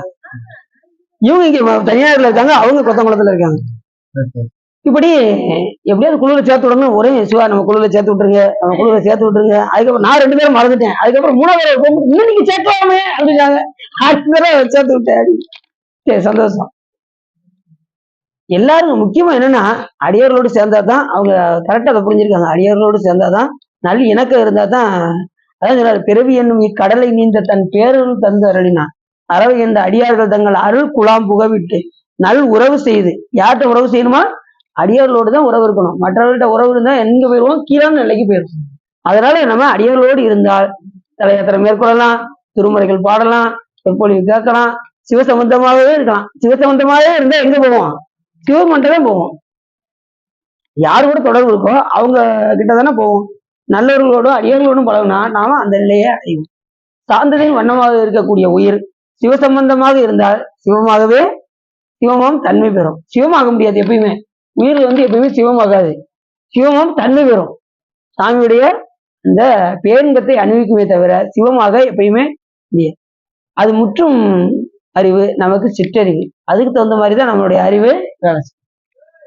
ஆனா இடையில அந்த முத்தி காலத்துல சாமியுடைய அந்த பேரின்பத்தை இது நுகரும். திருவடி கீழ் இருந்து பேரின்பத்தை நுகரும். அது எப்படி இருக்குன்னு கேட்கீங்களா? அது எப்படி இருக்குங்களா? அந்த இன்பம் எப்படிங்க இருக்கும்? எங்க கொஞ்சம் சொன்னீங்கன்னா ரொம்ப நல்லா இருக்கும் அப்படின்னா, திருமூலர் என்ன சொன்னார்னா, யான் பெற்ற இன்பம் பெருகையும் வையகம் தான் பற்றி நின்ற மலைப்பொருள் சொல்லிடில் ஊன் பற்றப்பட்ட உணர்வுறும் மந்திரம் தான் பற்றப்பட்ட தலைப்படுமாமே அப்படிங்கிறாரு. யாரு? திருமூலர். யான் பெற்ற இன்பம் பெருகை வையகம், நான் பெற்றுட்டேன், நீங்களும் அந்த நிலையை அடையணும். அதை வந்து வெளியில சொல்ல முடியாதுங்கிறாரு. அப்படிப்பட்ட இன்பம் சாமி கிட்ட போனோம்னா திகட்டாத இன்பம், சிவபெருமான் கொடுக்கக்கூடிய இன்பம். இந்த உலக இன்பம்ல நொடி பொழுது வந்து போகக்கூடிய இன்பம். அடுத்த நிமிஷம் என்ன ஆயிரும்? திகட்ட ஆரம்பிச்சோம். சிவபெருமான் கூடிய பேரானந்தம் எப்பயுமே தேனாய் இன் அமுதமுமாய் தித்திக்கும் சிவபெருமான். சாமி எப்படிப்பட்டவர்? தித்திக்கும் சிவபெருமான். தானே வந்து எனது உள்ளம் புகுந்து அடியேற்கு அருள் செய்தான், ஊனாரும் உயிர் வாழ்க்கை பொறுத்தன்றே வெறுத்திரு. இப்படி உபச்சாரங்கள்லாம் செஞ்சேன். சாமிகிட்ட என்ன கேட்கணுமா? சாமி ஏதாவது குறை இருந்தா அடியேனை மன்னித்து அருள வேண்டும் என்று பூஜையில குறைந்து உள்ளவரை ஈசன் பொறுத்தருளும் என்று கூறி சாமிகிட்ட, சாமி பிழை இருந்தா பொறுத்தருள வேண்டும் என்று சாமிகிட்ட அப்படி கொஞ்சி பேசணும். சிவபூஜையில சாமிகிட்ட பேசணும். அதுதான் ரொம்ப முக்கியம். சும்மா ஏதோ என்னதானம் பண்ணோம் வச்சோம் தூக்கி எடுத்து வச்சுட்டு, சில பேர் பார்த்தீங்கன்னா உலக சிலையிலேயே பண்ணிட்டு காலையில உறங்கிட்டே சிவபூஜை பண்ணிட்டு அதெல்லாம் அடித. ஒரு நாள் அன்னைக்கு அப்படிதான் போனேன், அவர் உறங்கிட்டே பண்ணிட்டு இருந்தாரு. சிவா உறங்கிட்டே பண்ணாதீங்க, கொஞ்சம் தெளிவாகிட்டு இவ்வளவு போய் முகத்தை கூட கழிட்டு வந்து என்ன செய்யுங்க, சிவபூஜை பண்ணுங்க அப்படின்னா அதுக்கப்புறம் முகம் கழிட்டு வந்து தெளிவா பண்ணாங்க. அப்படி உறக்க சிலையோட பண்ணக்கூடாது. அது மாதிரி காலையில எழுந்திரிச்சு பூஜை பண்ணும்போது அப்படிதான். நீ வீட்டுல விளக்கு ஏற்றும் போது செய்யும் போதெல்லாம் கொட்டாய் விட்டுக்கிட்டே, சில பேர் பார்த்தீங்கன்னா கொட்டாய் அப்படின்னு சொல்லிட்டு என்ன விளக்கு ஏற்றுவாங்க. அப்படியே அதை செய்யக்கூடாது. அது கொட்டாவி வச்சுட்டாங்க, ஆனா அது வந்து கெட்ட ஆவி. கெட்ட ஆவி என்ன வச்சுட்டாங்க? கொட்டாவிய மாத்திட்டாங்க. அப்படிலாம் இருக்கக்கூடாது. விளக்கேற்றும் போது நல்ல முதல்ல என்ன திருநீர் நல்லா பூசி நெற்றி நிறைய திருநீர் நல்லா கண்டிப்பா என்ன செய்யணும், அதுக்காக தான் சாமி 6 அங்குலம் வச்சு. இல்லைன்னா கொஞ்ச காலம் வைக்கிறாங்க, இவங்களுக்கு சிறுசா படைச்சிருப்பாரு பெரியதா. அப்படி இது மாட்ட போறீங்க. சரி. 6 அங்குலம் சாமி படைத்து. அப்படி சாமிக்கு நம்முடைய குற்றத்தை எல்லாம் பொறுத்தருள வேண்டும் என்று கேட்டுக்கொண்டு திறம்ப வளமும் செய்து தெண்டன பணிந்து சேர்ந்து சாமி அதை முடிச்சுட்டு என்ன செய்யணுமா, வளம் வர வேண்டும். சாமி என்ன செய்யணும், பூஜையை கண்டிப்பா நல்லா தெரிஞ்சுக்கோங்க. நீ வீட்டுல செஞ்சாலும் சரி, கோயிலுக்கு வந்தாலும் சரி, சாமியை வளம் வரணும். அதுதான் ரொம்ப முக்கியம். கால்களால் பயனன் கரை கண்டன் உரை கோயில். கால்களா எதுக்கு பயன்? உரை. ஆக்கையார் பயனன். ஆக்கைன்னு என்னது, இந்த உடம்பு கொடுத்ததின் பயன் என்னன்னாரு, ஆக்கையார் பயனன் அரண் கோயில் வளம் வந்து. கோயில வளம் வருவதுக்கு தான் இந்த உடம்பு. பூக்கையாளட்டி போற்றி என்னாத இவ்வாக்கை யார் பயனன். இந்த உடம்பு கொடுத்ததின் பயன் என்னன்னா இறைவனை வளம் வரும். இப்ப நீங்க இருக்கீங்க, உங்களை நான் சுத்தி சுத்தி வந்தா நீங்க என்ன கேட்பீங்க, எதுக்கு என்னை சுத்துறீங்கன்னு கேட்பீங்களா? கேட்போம்ல. இப்ப நம்ம ஒரு ஆள் சுத்தி வந்தாருன்னா நம்ம எதுக்கு என்னை சுத்துறேன்னு கேட்போம்ல. அதே மாதிரி சாமி வளம் வந்தா இவருடைய பிரச்சனை என்ன, எதுக்கு நம்மளை சுத்துறான் அப்படின்னு பேசிவாரு. நம்முடைய பிரச்சனைகளை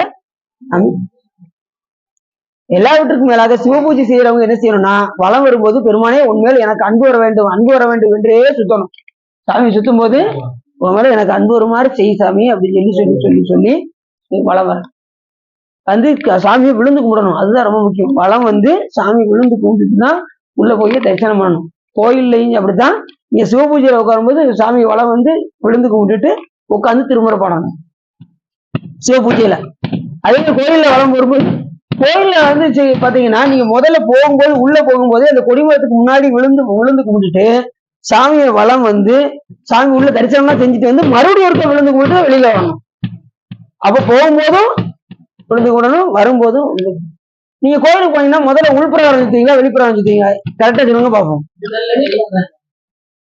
ஏற்கனவே கேட்டிருக்கீங்க, சொற்பொழிவுல கேட்டீங்க. அப்ப முதல்ல என்ன செய்யணும், நிறைய என்ன செய்யறாங்க, உள்ள போய் சாமி கும்பிட்டு கடைசியா வெளியில அப்படி சுத்திட்டு அப்படி வீட்டுக்கு போயிடலாம் அப்படின்னு என்ன செய்யறாங்க. முதல்ல வெளிப்புற சுத்தி வந்து அதுக்கப்புறம் தான் உள்ளே போகணும். முதல்ல பிரதட்சணம் விழுந்து கும்பிட்டு பிரதட்சணம் முடிச்சுட்டு அதுக்கப்புறம் சாமி தரிசனம் எல்லாம் பண்ணி முடிச்சுட்டு வெளியில வரும்போது ஒருக்கா விழுந்து கும்பிட்டுட்டு உட்கார்ந்து சாமியை தியானம் பண்ணணும். ஒரு நிமிஷமாவது சரண கமலாலயத்தை அரை நிமிஷம் நேரம். அவர் நான் அடியும் கூட ஒண்ணு, அவர் அரை நிமிஷமாவது தியானம் பண்ணுங்கிறாரு. யாரும் அருணைநாத பெரும் அரை நிமிஷம் தியானம். என்ன நிமிஷம்?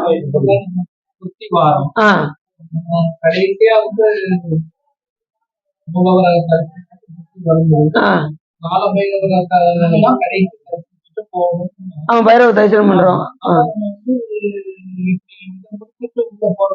எதை முடிச்சுட்டு சாமி சுத்தி கடைசி தானே பைரவர் பாக்குறீங்க.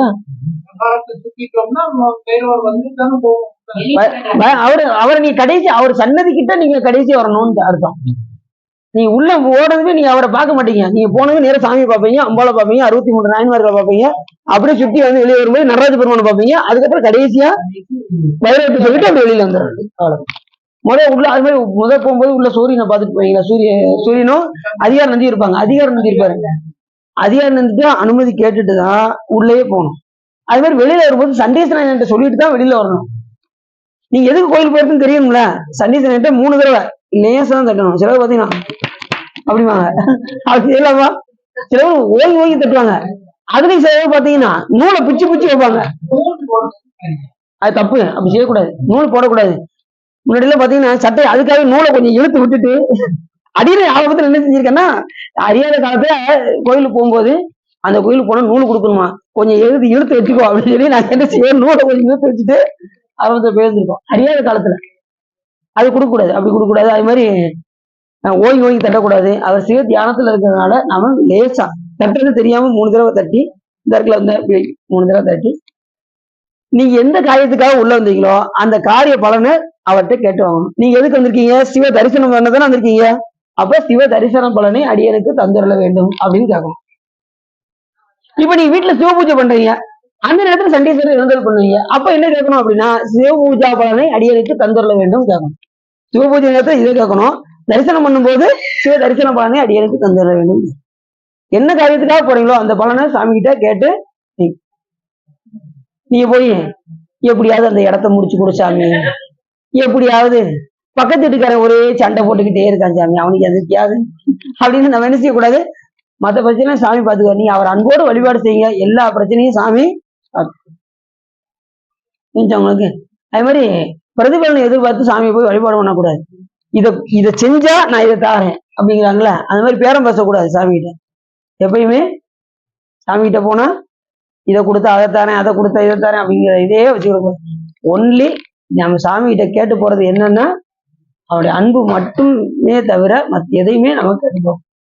சாமி பார்ப்பாரு, யாராவது ஒரு ஆளாவது நம்ம கிட்ட அன்பு கேட்டு வராங்கன்னு சாமி பார்த்துட்டே இருப்பாரு. வர்ற ஆளு கூட லிஸ்ட கையில கொண்டு வந்தா அவர் என்ன செய்வார் போகும்.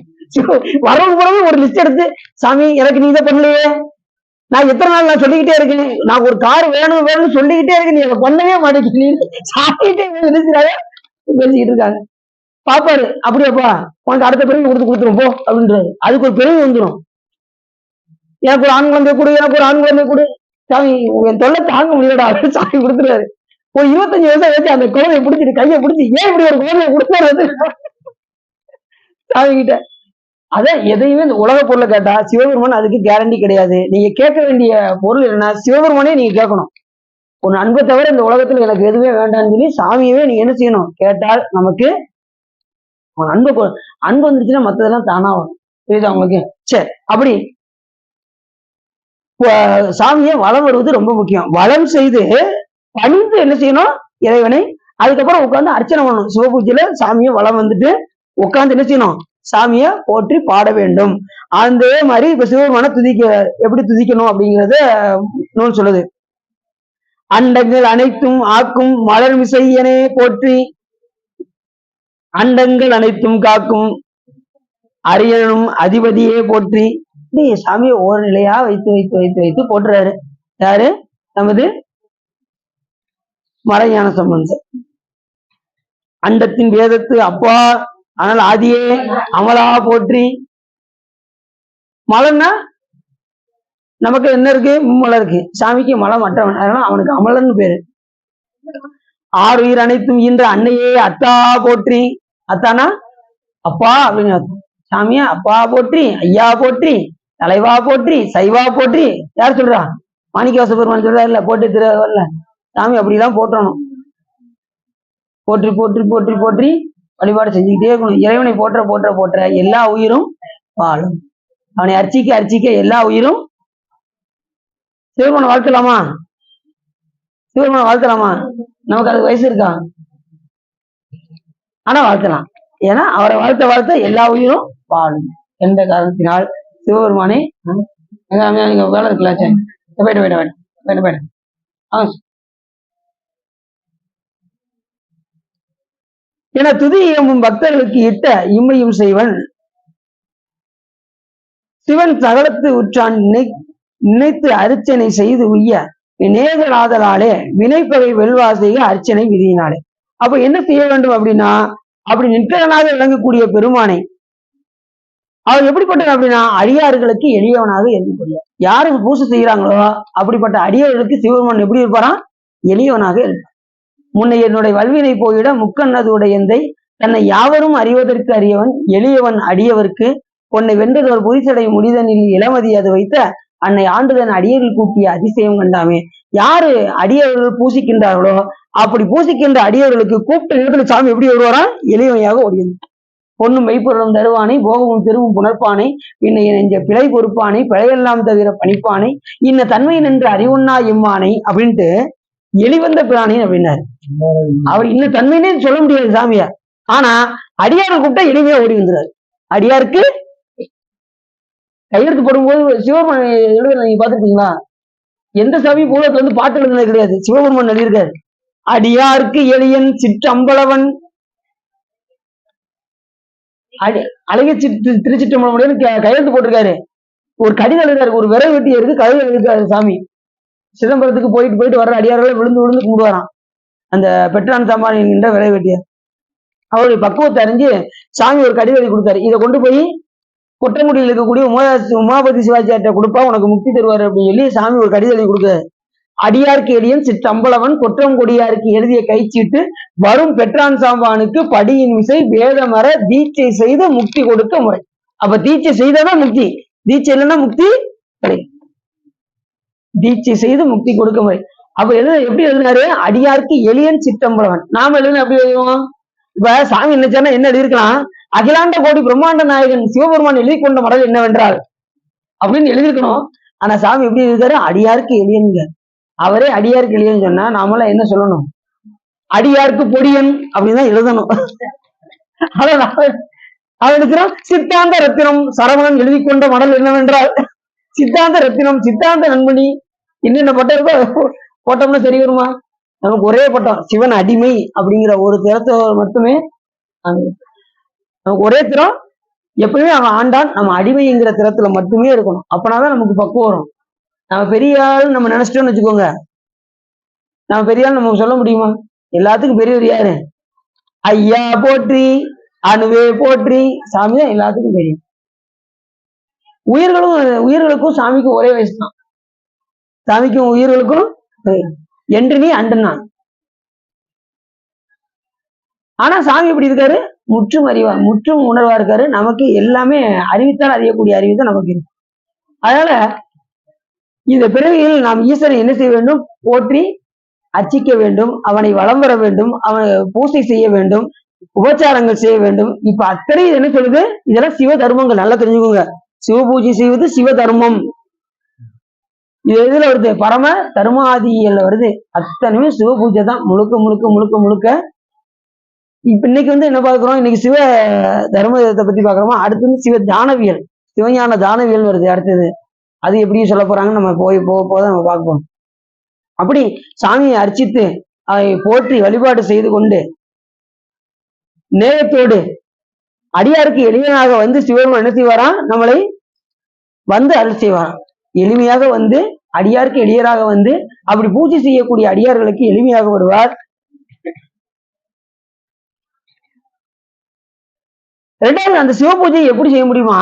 பண்டை பிறவிகளில் இறைவனை அர்ச்சித்தால் ஒழிய இந்த பயன் அவர்களுக்கு கிடைக்காதான். சிவபெருமானை பூசிக்கணும் அப்படின்னா பண்டை பிறவிகளிலே அவங்க என்ன செஞ்சிருக்கணும்? சிவ பூஜை பண்ணிருக்கணுமா? அப்படின்னா தான் வருமா, இல்லைன்னா சிவ பூஜை பண்ண முடியாதான். அது பண்டை பிறவிகள் சொல்றாரு. பக்தர் மிகவேல் சுற்றம் சொர்க்கம் எய்த. அப்படி பூஜை செய்யறவங்க யாரு இருக்காங்களோ அவங்க எங்க போக மாட்டாங்களாம்? நரகம் போக மாட்டாங்களாம். பூஜை செய்யறவங்க எங்க போக மாட்டாங்க? அவங்க நரகம் போக மாட்டாங்க. அது மாதிரி அவங்க 21 தலைமுறை யாரும் நரகம் போக மாட்டாங்க. சிவ பூஜை செய்யறவங்க அவங்களுடைய சுற்றத்தால் எங்க போக மாட்டாங்க? மூவேல் சுற்றம் முரநூறு நரகிடை ஆளாமை அருள் அரசையே போட்டு. அதனால எடுத்து இந்த பிறகு என்ன செய்யணும்? சிவ பூஜை. நீங்க சிவ பூஜை பண்ணீங்கன்னா 21 தலைமுறையை நீங்க காப்பாத்தலாம். 21 தலைமுறை யாரும் நரகம் போக மாட்டாங்க அப்படின்னு நூல் சொல்லுது. மாணிக்கவாசக பெருமான் சொல்றாரு, மூவேல் சுற்றம் முரநூறு நரகிடை ஆளாமை அருள் அரசையை போற்றி. அவங்க நரகம் போக மாட்டாங்கன்னு சொல்றாரு. நம்ம சித்தப்பா, சித்தி, மாமா, மச்சான் யார் யார் இருக்காங்களோ நம்ம கூட பிறந்தவங்க. அப்படி ஒரு இடத்துல நான் சொற்பொழி பண்ணிக்கிட்டு இருந்தேன். எங்க நம்ம தேவர மடத்துல சொற்பொழி பண்ணிக்கிட்டு இருந்தேன். அவங்க இந்த ஒண்ணு விட்ட சித்தப்பா ஒண்ணு விட்ட சித்தப்பா மூத்தாந்துருவாங்க அப்படின்னு நல்லா கேட்டு நல்லா யோசிச்சிருக்காங்க. நம்ம சித்தப்பா ஓகே, அப்ப ஒண்ணு விட்ட சித்தப்பா ரத்த சம்பந்தம் அது சொல்ல. ரத்த சம்பந்தம் யாரா இருந்தாலும் 21 தலைமுறை யாரு அவங்க என்ன செய்ய மாட்டாங்க? அதை மட்டும் தெரிஞ்சா போதும். அவங்க கேள்வி நல்லாவே பயமா கேட்கிறாங்க. அப்படி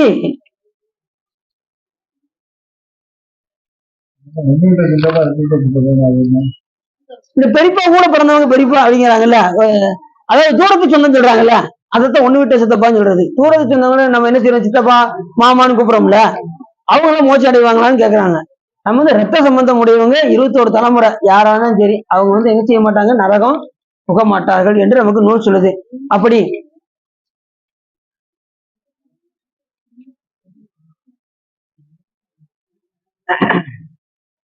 அவங்க எங்க போயிருப்பாங்களாம்? சிவபூஜை பண்றவங்க சிவலோகத்தையே சேர்ந்து இருப்பார்.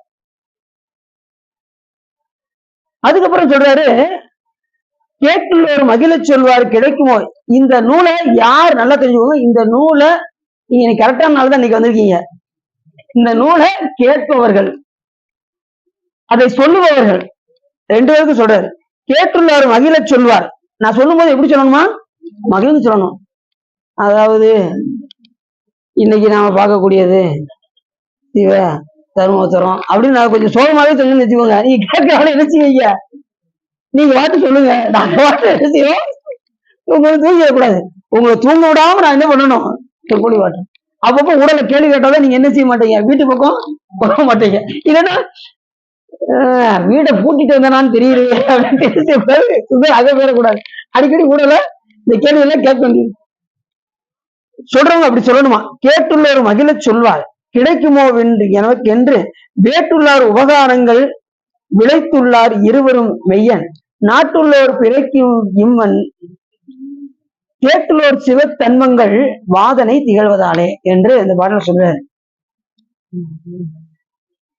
இந்த சிவ அர்ச்சனையை பற்றி அதனுடைய பெருமையை யார் கேட்கின்றார்களோ, கேட்பவர்கள் என்ன செய்வாங்க? அவரை சொல்பவர்களும் சிவார்ச்சனை செய்யும் போது சிவபூஜைக்கு, அது மாதிரி சிவபூஜைக்கு உபகாரம் செய்கின்றவர்கள், சிவபூஜை பண்றவங்களுக்கு உதவி செய்யறாங்க பாத்தீங்களா, அவங்களும் எங்க போவாங்களா? சிவலோகம் போவாங்க. இப்ப ஒருத்தர் சிவபூஜை பண்ணிட்டு இருக்காரு, அவருக்கு நீங்க என்ன பண்ணலாம்? தினசரி மலர் பறிச்சு அவங்களுக்கு கொடுக்கலாம். அவங்களுக்கு ஒரு மாப்பொடி வாங்கி நாங்க அர்ச்சனை பண்ணுங்க, அபிஷேகம் பண்ணுங்க அப்படின்னு சொல்லலாம். ஒரு தேன் பாட்டில் வாங்கி நீங்க அபிஷேகம் பண்ணுங்க அப்படின்னு சொல்லலாம். இப்படி பண்ண பண்ண பண்ண சிவபுண்ணியங்கள் பெருகிக்கிட்டே இருக்கும். நல்லா தெரிஞ்சுக்கோங்க, இந்த உலகத்திலே கொலை பண்றவங்களை காட்டிலும் கொலை பண்றதுக்கு உதவி பண்றாங்க பாருங்க, அவங்களுக்கு தண்டனை ஜாஸ்தி. அது மாதிரி சிவபூஜை பண்றவங்களுக்கு உதவி பண்றவங்களுக்கு புண்ணியம் ஜாஸ்தி. புண்ணியம் சிவபுண்ணியம் நல்லா பண்ணுங்க. அப்படி போன கோயில ஒரு டைம் பண்ணியிருந்தேன். மறுநாளே துளசி வாங்கிட்டு வந்துட்டாங்க வீட்டுக்கு. இப்ப சொல்லியிருக்கோம், அடுத்து எப்ப என்ன சொல்றேன் சொல்றேன். அது வாய்ப்பு கிடைக்கும் போதே பண்ணிருங்க. என்ன இப்ப அடியன் சிவபூஜை பண்ணாலும் அடியன் என்ன செய்யணும்? மற்றவங்க யாரும் சிவபூஜை பண்ணாலும் அடியனும் அதை செய்யணும். அதான் ஒரு வாய்ப்பு கிடைக்கும் போதே நம்ம பயன்படுத்திக்கணும். மற்றவங்க சிவபூஜை பண்றவங்களுக்கு ஒருத்தவங்க மலர் கிடைக்கல, நம்ம பறிச்சு கொண்டு போய் கொடுக்கணும். ஏதாவது எந்த அபிஷேக பொருள் இல்லையோ அதை அவங்களுக்கு வாங்கி கொடுக்கணும். பன்னீர் பாட்டில் இல்லையா வாங்கி கொடுக்கணும், தேன் இல்லையா வாங்கி கொடுக்கணும். இந்த மாதிரி சிவபூஜைக்கு உதவுது. இப்படி உதவுறவர்களும் இந்த பெருமையை, சிவபெருமானுடைய பெருமையை கேட்பதும் அவரை சொல்வதும் அது சிவபூஜைக்கு உதவி செய்வர்களும் எங்க போவாங்கன்னாரு? சிவலோகம் சேர்ந்திருப்பார். எங்க போவாங்க? சிவலோகம் அதுலயும் பாத்தீங்கன்னா சிவலோகத்திலே சாயிச்சமுத்தின்னு இருக்கு. சாலோகம், சாமீபம், சாருவம், சாயிச்சம் என்று இருக்கு. சாயிச்ச நிலைக்கு போனாதான் மறுபடியும் எங்க வராது? பிறவிக்கு வராது. இந்த லோகத்தில் உள்ள எல்லாத்தையும் அனுபவித்து கடித்து கேட்டல் வேட்டு விபச்சாரம் ஆகிய சிவ தர்மங்களை விருப்பத்தோடு தேடி செய்வார்கள். அப்படி உள்ளவங்க என்ன செய்வாங்களா? அங்க போகணும்னு நினைக்கிறவங்க என்ன செய்வாங்க? சிவலோகம் போகணும்னு நினைக்கிறவங்க அதனுடைய வேட்கையிலே இருப்பார்கள் அப்படின்னா. எந்த வேட்கை? சிவபெருமானுக்கு பூசை பண்ணணும், சிவன் கோயிலுக்கு போகணும், சாமி அடியார்களுக்கு மலர் பறிச்சு கொடுக்கணும், இந்த மாதிரி சிந்தனையிலேயே இருப்பாங்க. அவங்கதான் எங்க போக முடியும்? அதான் சொன்னாரு, ஒரே வழியில சொல்லிட்டாரு. யாரு? நமது திருமூலதேவன். என்ன ஆர்வம் உடையார் காண்பர் அரணடி. முடிஞ்சு வச்சா, யாருக்கு ஆர்வம் இருக்கோ அவங்க எங்க போவாங்க? சிவபெருமானுடைய திருவடி போவாங்க. ஆர்வம் இல்லாதவங்க, இல்ல சாமி எனக்கு காலையில வெள்ளாத்துல எந்திக்க முடியாது, நான் பதறாமே வாரேன், நான் பல பேரை எடுத்துட்டு வரேனாலும் சிவபெருமான் ஓகே. அது எதுக்காக தூக்கிய வச்சு நீ எப்பவே பட்டிருப்போ நான் ஆட்கொள்வதற்கு தயாரா இருக்குங்கிறாரு. நாம போறது நம்ம உழைப்பை பொறுத்து இருக்கு. நம்ம எந்த அளவுக்கு உழைப்பா இருக்கோமோ அந்த அளவுக்கு சிவபெருமான் நம்மை ஆட்கொள்வதற்கு தயாராக உள்ளார் அப்படின்னு சொல்லிட்டு, அதே மாதிரி வேத நூல்கள் எல்லாம் நமக்கு எந்த ஒரு குற்றம் செய்திருந்தாலும் சிவபெருமான் என்ன செய்வார்? சிவபெருமானுடைய திருவருளாக நினைந்தால் அந்த குற்றத்தையும் சிவபெருமான் என்ன செய்வாரு? மன்னிப்பார். ஒரு தவறு இருந்தாலும் கூட சிவபெருமானுடைய சிந்தனையோடு செய்தால் அந்த தவறு என்னதான் மாறிடும்? புண்ணியமாக மாறிடும். அடுத்தது சிவசமயத்தினுடைய விசிஷ்டன் சொல்றாரு. அதே மாதிரி செப்பிய ஒப்பில்லாத சிவதர்மங்கள் தம்மை தப்பற நினைப்போம் யாமும் சந்தி கடவோரும் யாரும் இப்படி எண்ணுவாறு முன் நீட்டியே வினைகள் ஒட்டி ஒப்பில்லா உமையால் பாகன் புறத்தில் துறைவர் அன்றே அப்படிங்கிறார். சாமியை சிவதர்மங்கள் செய்யும் நாம என்ன செய்யணும்னா காலை உச்சி மாலை இந்த 3 பொழுதும் சாமி என்ன செய்யணும் பூசிக்க வேண்டும். ஆனா 3 வேளை பூஜை பண்ணணும். நாங்க என்ன செய்யறோம், ஒரு வேளை பூஜை பண்ணிட்டு 2வது காலத்துக்கும் 3வது காலத்துக்கும் உணவு ஊட்டி முடிச்சிடறோம். 3 காலம் பண்ணா ரொம்ப சிறப்புடையது. நம்ம இல்லத்துல இருக்கிறதுனால நம்ம வேலைக்கெல்லாம் செல்கின்ற காரணத்தினால் காலையில ஒரு வேளை பண்ணிக்கிட்டு இருக்கோம். ஆனா 3 வேளை பண்ணா ரொம்ப சிறப்பு சிவ பூஜை. எழுதுனது காலை உச்சி மாலை. அதே மாதிரி சிவபெருமானுடைய 5 எழுத்த துஞ்சீருள் காலை மாலை தொடர்ச்சியை மறந்திராதே 5 எழுத்து ஓதுவி அரண்களற்கு அன்பு அது ஆகும். சிவபெருமான் மேல அன்பு வரணும்னா காலையும் மாலையும், காலையில 4 to 6, சாயங்காலம் 4 to 6, துஞ்சீருள் காலை துஞ்சீருள் மாலை, இந்த 2 நேரத்துல 5 எழுத்தாகிய பஞ்சாட்சரத்தை நமச்சிவாயத்தை ஓதினால் நமக்கு சிவபெருமான் மேல் அன்பு வரும் அப்படின்னு அப்பர் சுவாமி சொல்றாரு. அப்படின்னு சொல்லல, யார் சொல்றா? துஞ்சிருள் காலை மாலை தொடர்ச்சியை மறந்திராதே. சிவபெருமானுக்கு ஒரு பேர் கொடுத்தாரு தொடர்ச்சி அப்படின்னு. ஒவ்வொரு பிறவிலையும் நமக்கு தாயும் தந்தையுமா யாரு வரா? சிவபெருமான். தொடர்ச்சி அப்படின்னு தொடர்ச்சியை மறந்திராதே 5 எழுத்து ஓதலின் அரண் கலருக்கு அன்பு அது ஆகும். அந்த துஞ்சிருள் காலையிலையும் துஞ்சிருள் மாலையிலையும் 5 எழுத்து அதுதான் 2 வேளை அனுசரணம் பண்ணா ரொம்ப சிறப்பு அப்படின்னு நம்ம சொன்னா, இல்ல ஒரு தடவை கொஞ்சம் கரிகாலத்தை போட்டுக்கிட்டு இருக்கோம், அதனால ஒரு வேலையாவது கரெக்டா நாங்க செஞ்சுட்டு இருக்காங்க. சாயங்காலம் செஞ்சா ரொம்ப சிறப்பு. வாய்ப்பு கிடைக்கும் போது செஞ்சுக்கிட்டே இருங்க. புரியுதா உங்களுக்கு? இப்போ உங்க சாயங்காலம் டைம் கிடைக்கும் அப்படின்னு சும்மா அனுசரணம் பண்ணுங்க. புரியுதா உங்களுக்கு? அதே மாதிரி புண்ணிய காலத்துல அமாவாசை பௌர்ணமி எல்லா காலத்துலையும் நீங்க பண்ணிக்கிட்டே இருங்க. ஜெபம் செஞ்சா நல்லது தானே, கூட ஒரு வேலை ஜெபம் செஞ்சா ரொம்ப நல்லது தானே.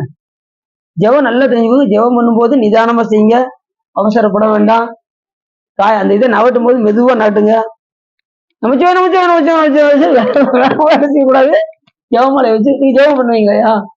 ஜெபம் பண்றது இல்லை, ஜெபம் பண்றது இல்லை. சே, நீங்க அடுத்த டீச்சர் எடுத்தீங்கன்னா நீங்க ஜெபம் பண்ண ஆரம்பிச்சுங்க. கொஞ்சம் கொஞ்சமா வாங்க. என்ன திருவள்ளுவர் கூட்டிக்கும். நீங்க யாரும் வந்துருச்சுல, நீங்க வந்துட்டீங்கல்ல, இனிமே எல்லாமே நல்லபடியா நடக்கும். சாமி திருவிழா கடைசி நல்லா தெரிஞ்சுக்கோங்க. நம்ம குழந்தைகள்லாம் கட்டி கொடுத்துட்டீங்களா?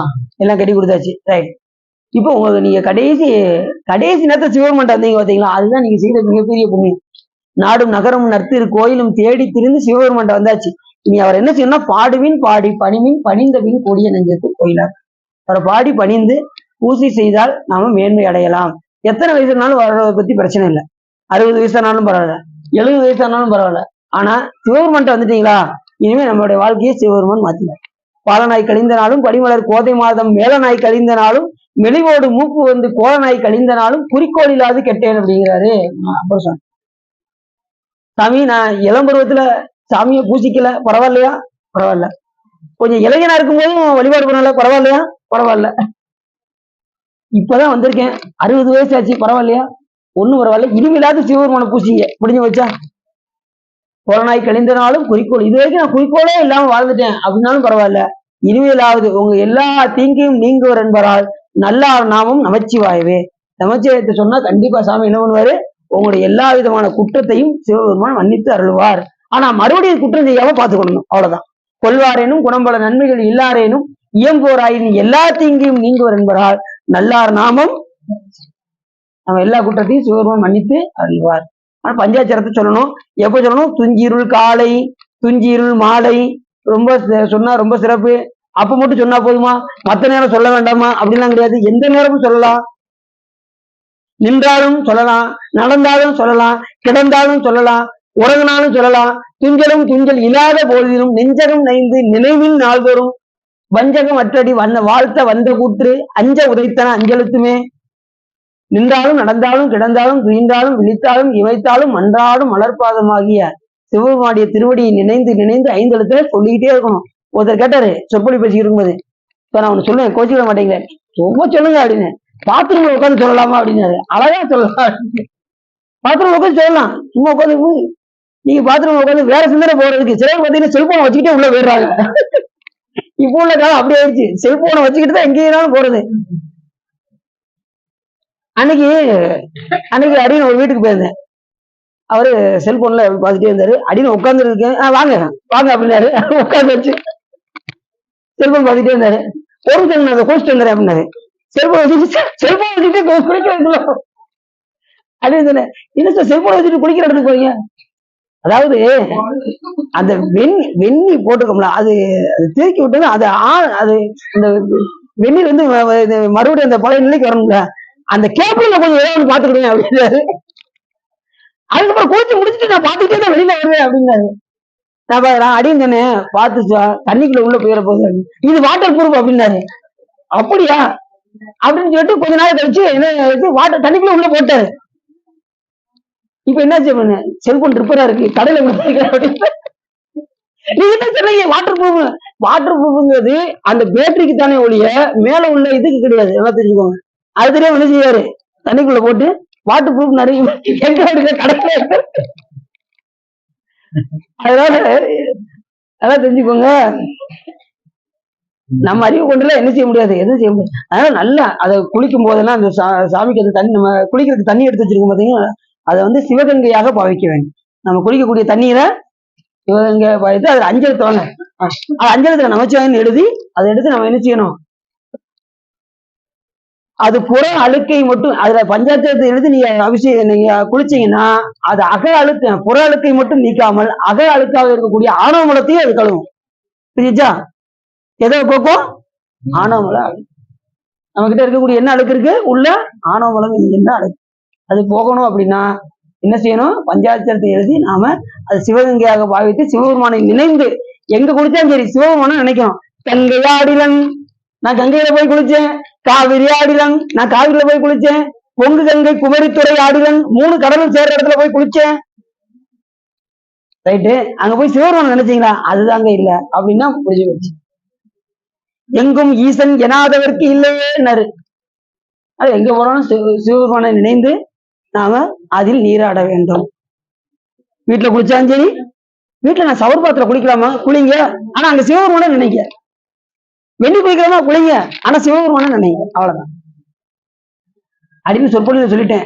ஒருத்தர் பச்சை தண்ணியில குளிச்சுட்டு படாது பாடு பட்டு அப்புறம் மார்கழி மாசத்துல நான் பச்சை தண்ணியில குளிச்சேன், அதை ஏன் கேட்கறீங்க, ஒரே தடுமும் சரி அப்படின்னாரு. அந்த மாதிரி இருந்தீங்கன்னா நீங்க என்ன செய்யணும், மறுபடியும் எண்ணில குளிக்க வேண்டியதானே, அதை குளிக்காம நீங்க பச்சை தண்ணியும் குளிச்சீங்க, நான் அதையே குளிச்சுட்டு வந்தேன் அப்படின்ட்டு. இந்த மாதிரி முடியாத நேரத்துல நம்ம என்ன செய்யணும், வெண்ணி போட்டு இப்படி இந்த சிவ தர்மத்தை பத்தி நிறைய சொல்றாரு. அது மாதிரி 3 காலமும் என்ன செய்யணும், சிவபெருமானை பூசிக்க வேண்டும். அப்ப என்ன ஆகும் அப்படின்னா, பாவங்களை போக்கி இனில்லாத உமையோடு பாகனாக வழங்கக்கூடிய சிவபெருமானுடைய உலகத்தில் எப்போதும் இந்த போகங்களை இந்த உயிரானது அனுபவிக்கும். என்ன செய்தா, 3 வேளையும் பூசை செய்தா. எல்லா தர்மத்திலும் சிறந்த தர்மம் எது அப்படின்னா, சிவ தர்மம் ஒன்று தலையாய சிறப்பாக விளங்கக்கூடிய தர்மம் அப்படிங்கிறது இந்த நூல் சொல்லுது. அதே மாதிரி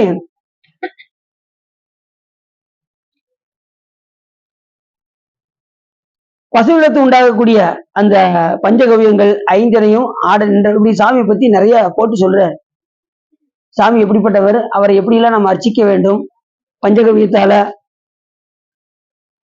அடுத்து பூமி அந்தரிகம் ஆகாமென மூவிடத்து உண்டாகிய முப்புறத்தை எரித்தவனே, நீண்ட சடையின் மேல் 1000 முகத்தோடு வந்திருக்கும் கங்கை ஆற்றினை உடையவனே என்று இந்த இடத்துல சாமியை போற்றி சொல்றாரு.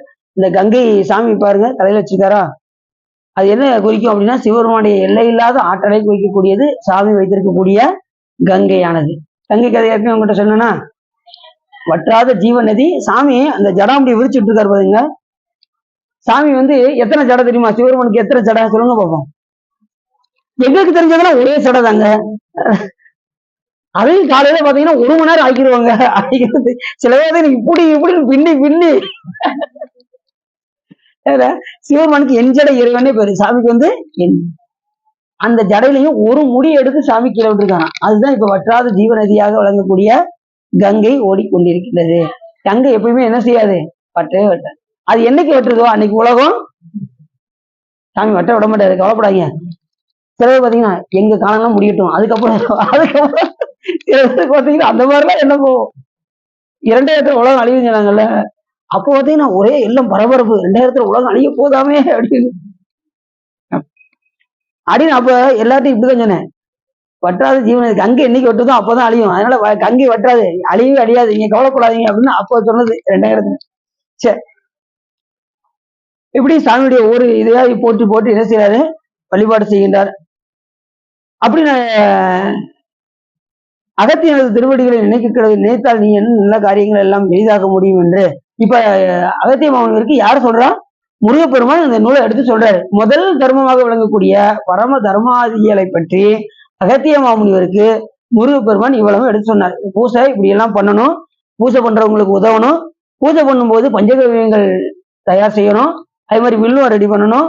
எல்லாம் எதுல இருந்து வருதுன்னாரு? பார்க்கடல்ல இருந்து இருக்கக்கூடிய அந்த பஞ்ச பசுக்கள்ல இருந்து எல்லாம் வரக்கூடியது. அதையெல்லாம் எடுத்து சிவபெருமானுக்கு திருமஞ்சனம் ஆட்ட வேண்டும், நம்முடைய தற்போதத்தை இறைவனுக்கு உணவாக ஊட்ட வேண்டும். இதெல்லாம் சொல்லி சிவ பூஜை இப்படி எல்லாம் பண்ணணும். அதை சொல்றவங்களுக்கும் அதை கேட்கிறவங்களுக்கும் சிவலோகத்தில் எப்போதும் வீட்டிருப்பார்.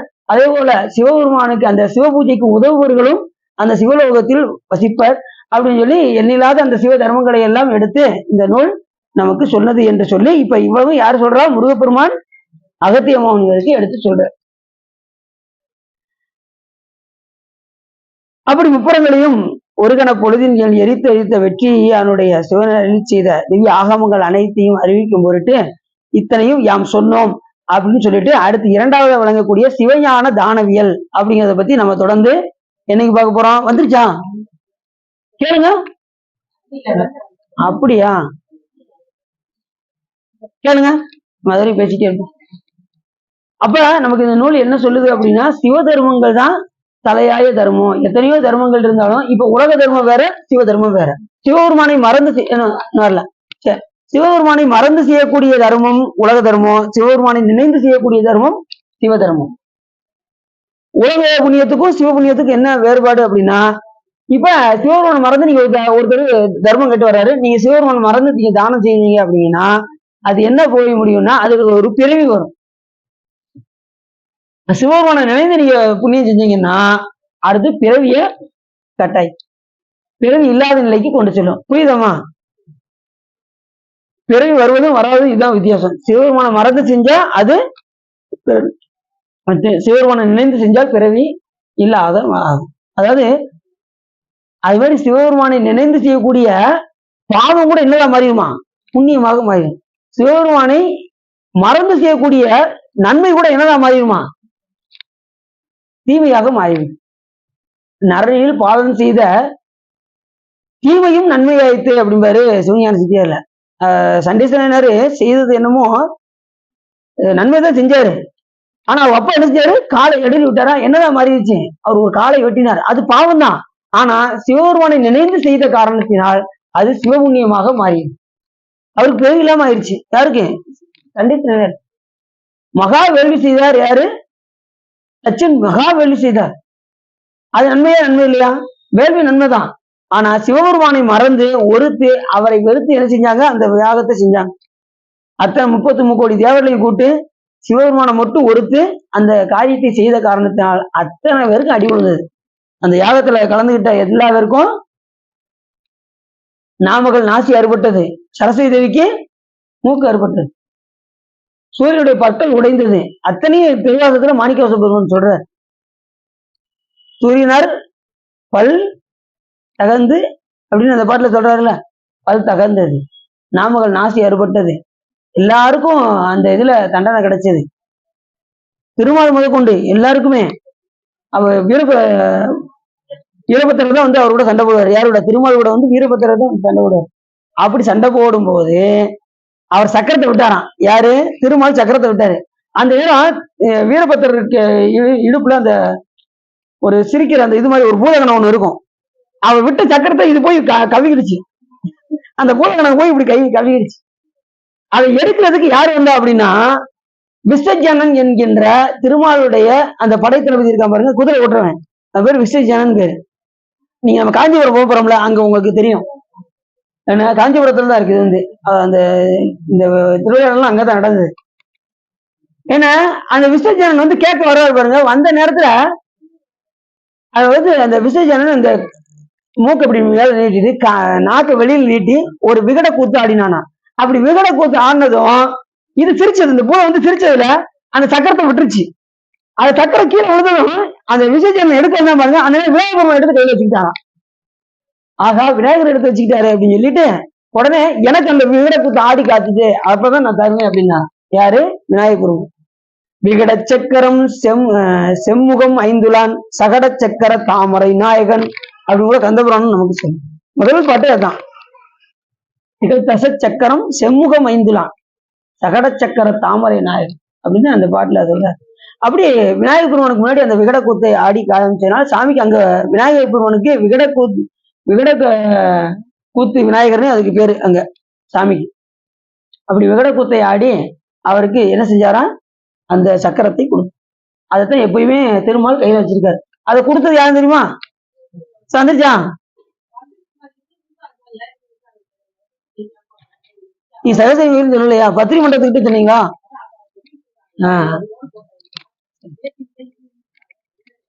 இருக்கா இருக்கா கொடுங்க. சகட சக்கர தாமரை நாயகன். அப்ப என்ன செய்யணும் அப்படின்னா, சிவபெருமானை நினைந்து செய்யக்கூடிய பாவமும் புண்ணியமும் ஆகும். சிவபெருமானை நினைந்து செய்யக்கூடிய பாவமும் புண்ணியமும் மாறும். சிவபெருமானை நினைந்து செய்ய மறந்து புண்ணியமும் பாவமாகும். புரிஞ்சுச்சா? அப்படி நமக்கு நூல் சொல்லுது. சிவஞான சித்தியார் என்கின்ற நூல் நமக்கு சொல்லுது. அப்ப எல்லா தர்மத்திலும் சிவ தர்மமே மேன்மையாது. எந்த ஒரு செயலை செய்தாலும் சிவபெருமானுடைய திருவருள் என்று செய்தால் அது சிவபுண்ணியமாக மாறும். அவரை மறந்து செய்தால் அது பாவமாக மாறும், சிவ அபராதமாக ஆகும். சிவ பாவம் கூட சொல்லக்கூடாது, சிவ அபராதமாக ஆகும்.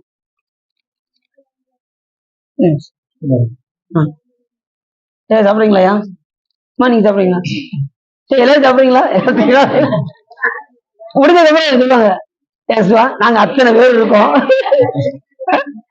எங்ககிட்ட ஒரு வார்த்தை நீங்க கேட்டீங்களா அப்படி சரி.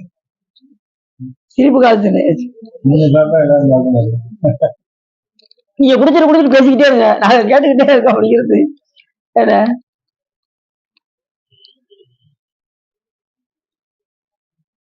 எல்லாரும் 63 நாயன்மார்கள் எடுத்துக்கிட்டாலும் அவங்கவுங்க தகுதிக்கேற்ப சிவதர்மம் பண்ணாங்க. அவங்கவுங்க தொழில இருந்துகிட்டு.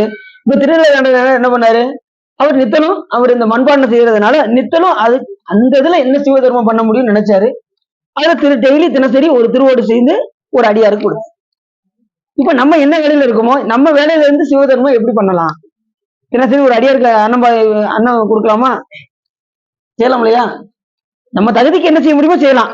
இல்ல அட்லீஸ்ட் ஒரு வெளியில உட்கார்ந்து இருக்க ஒரு ஆளுக்காவது ஒரு ரூபாயாவது என்ன செய்யலாம், அந்த தர்மமா செய்யலாம்ல. தினசரி ஜீவ தர்மம் செய்யாம இருக்கக்கூடாது. யோசிச்சு பார்க்கணும், இன்னைக்கு என்ன பண்ணிருக்கோம், இன்னைக்கு என்ன பண்ணல அப்படின்னு உட்காந்து யோசிச்சு பார்க்கணும். கண்டிப்பா சிவ தர்மம் பண்ணிருக்கோம். பூசை பண்ணிட்டீங்கன்னா முடிஞ்சிச்சு. பூசை பண்ணியாச்சுன்னா எல்லாமே அதுக்குள்ள வந்துடும். சரியை கிரிய யோகம் எல்லாமே ஞானம் எல்லாமே வந்துடும் சிவ பூஜையில. ஆமா, எது வஸ்திரதானம் பண்றாங்கல்ல, வஸ்திரதானம் செஞ்சா அதுல எத்தனை நூல் இருக்கும்? ஒரு துணியில எத்தனை நூல் இருக்கும்? ஒரு சேலையில எத்தனை நூல் இருக்கும்? ஒரு வேஷ்டியில எத்தனை நூல் இருக்கும்? ஒரு நூலுக்கு 1000 கோடி வருஷம். எத்தனை வருஷம்? 1000 கோடி வருஷம் சிவலோகத்துல இருப்பாங்க ஒரு நூலுக்கு. ஒரு வேட்டி தானம் செஞ்சா எவ்வளவு நூல் இருக்கும்? அத்தனை வருஷ காலம் அங்க சிவலோகத்துல அந்த லோகத்துல வச்சிருப்பாங்க. சிவ சாயிச்சம் கிடையாது. சிவலோகம், சாலோகம், சாரூபம், சாமீபம், சாரூபம், சாயிச்சம் 4 நிலை இருக்கு. அதுல அந்த லோகத்துல போய் வசிச்சிருப்பாங்க. ஆனா அங்க இன்பமா தான் இருக்கும். சிவலோகத்துக்கு போயிட்டாலே இங்க மாதிரி எந்த நேரமும் கஷ்டம் அது இதுன்னு வேண்டிய தேவையே அங்க கிடையாது. அங்க தொண்டு செஞ்சுக்கிட்டே இருக்கலாம் சாமிக்கு. அங்கேயும் சரியை வீதி, கிரிய வீதி, யோக வீதி எல்லாமே நம்ம திருவேற்காணத்துல நம்ம பார்த்தோம். அங்க வரகுண பாண்டிய மன்னனுக்கு சிவலோகம் காட்டிய படத்துல சிவலோகம் எப்படி இருக்குங்கிறத நம்ம அந்த இதுல சொல்லியிருப்போம். நீங்க பாத்தீங்கன்னா தெரியும்.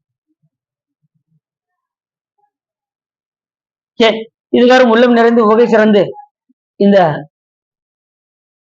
சிவ தர்மோத்தரத்தை நீங்கள் கேட்டதனால் உங்களுடைய வல்வினை கரைந்து திருவருள் உரையும் என்று சொல்லி திருப்புகழ் பாடி அடியேன் உரையை நிறைவு செய்கின்றேன்.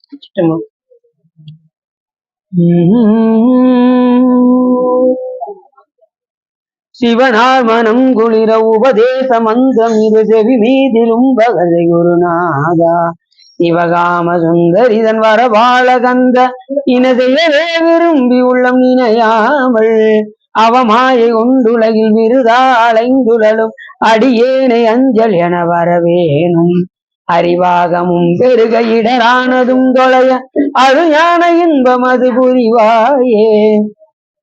நவநீதமும் திருடி உரலோட ஒன்று மறி ரகுராம சிந்தை மகிழ் மருகோனே நவலோகமும் கைதொழும் நிஜ தேவலம் கிருத நலமான விஞ்சை கதிர்விலை கோவே தேவயானை அம்புரமின் மணவாள சம்பிரமுரு திரள் வீர மிஞ்சி கதிர் வடிவேலா திரு ஆவி நன்குடியில் வருவேல் சவுந்தரிக ஜெகவேவை கண்ட விரல் பெருமாளே கைலாயபுரம் வரையும் சிவஞான போத நெறி காட்டும் என்ன வயல்வாயும் வேகண்டான் தந்ததிக்கு ஒரு மெய்ஞான பானுவாகி குயிலாரும் பொழில் திருவாவடு திருவாள் நமச்சிவாய தேவன் சைலாதி மரபடையோன் திருமரபு நீடோடி தலைகமாதோ வான்மிகில் வளாது வேகம் அடிவளம் சுரக்க மன்னன் போன்முறை அரசு செய்க குறைவில்லாத எதிர்கள் வாழ்க நான்மறை அரங்கள் உங்க நட்டமும் எதிர் வாழ்க மேன்மைகள் சைவ நீதி விளங்குக உலகமெல்லாம் ஐயம் நீடுக மாமலை மண்ணுக மெய் விரும்பிய அன்பர் விளங்குக சைவ நன்னறிதான் தலை தொங்குக தெய்வவன் திருநீர் சிறக்கவே திருச்சிற்றமும் பார்வதி பதையே என்னால் இதுவனை போற்றி வெற்றிவேல் முகனுக்கு திருச்சிற்றம்பலம் தில்லையம்பலம் பொன்னம்பலம் அருணாச்சலம் ஏகாம்பரம்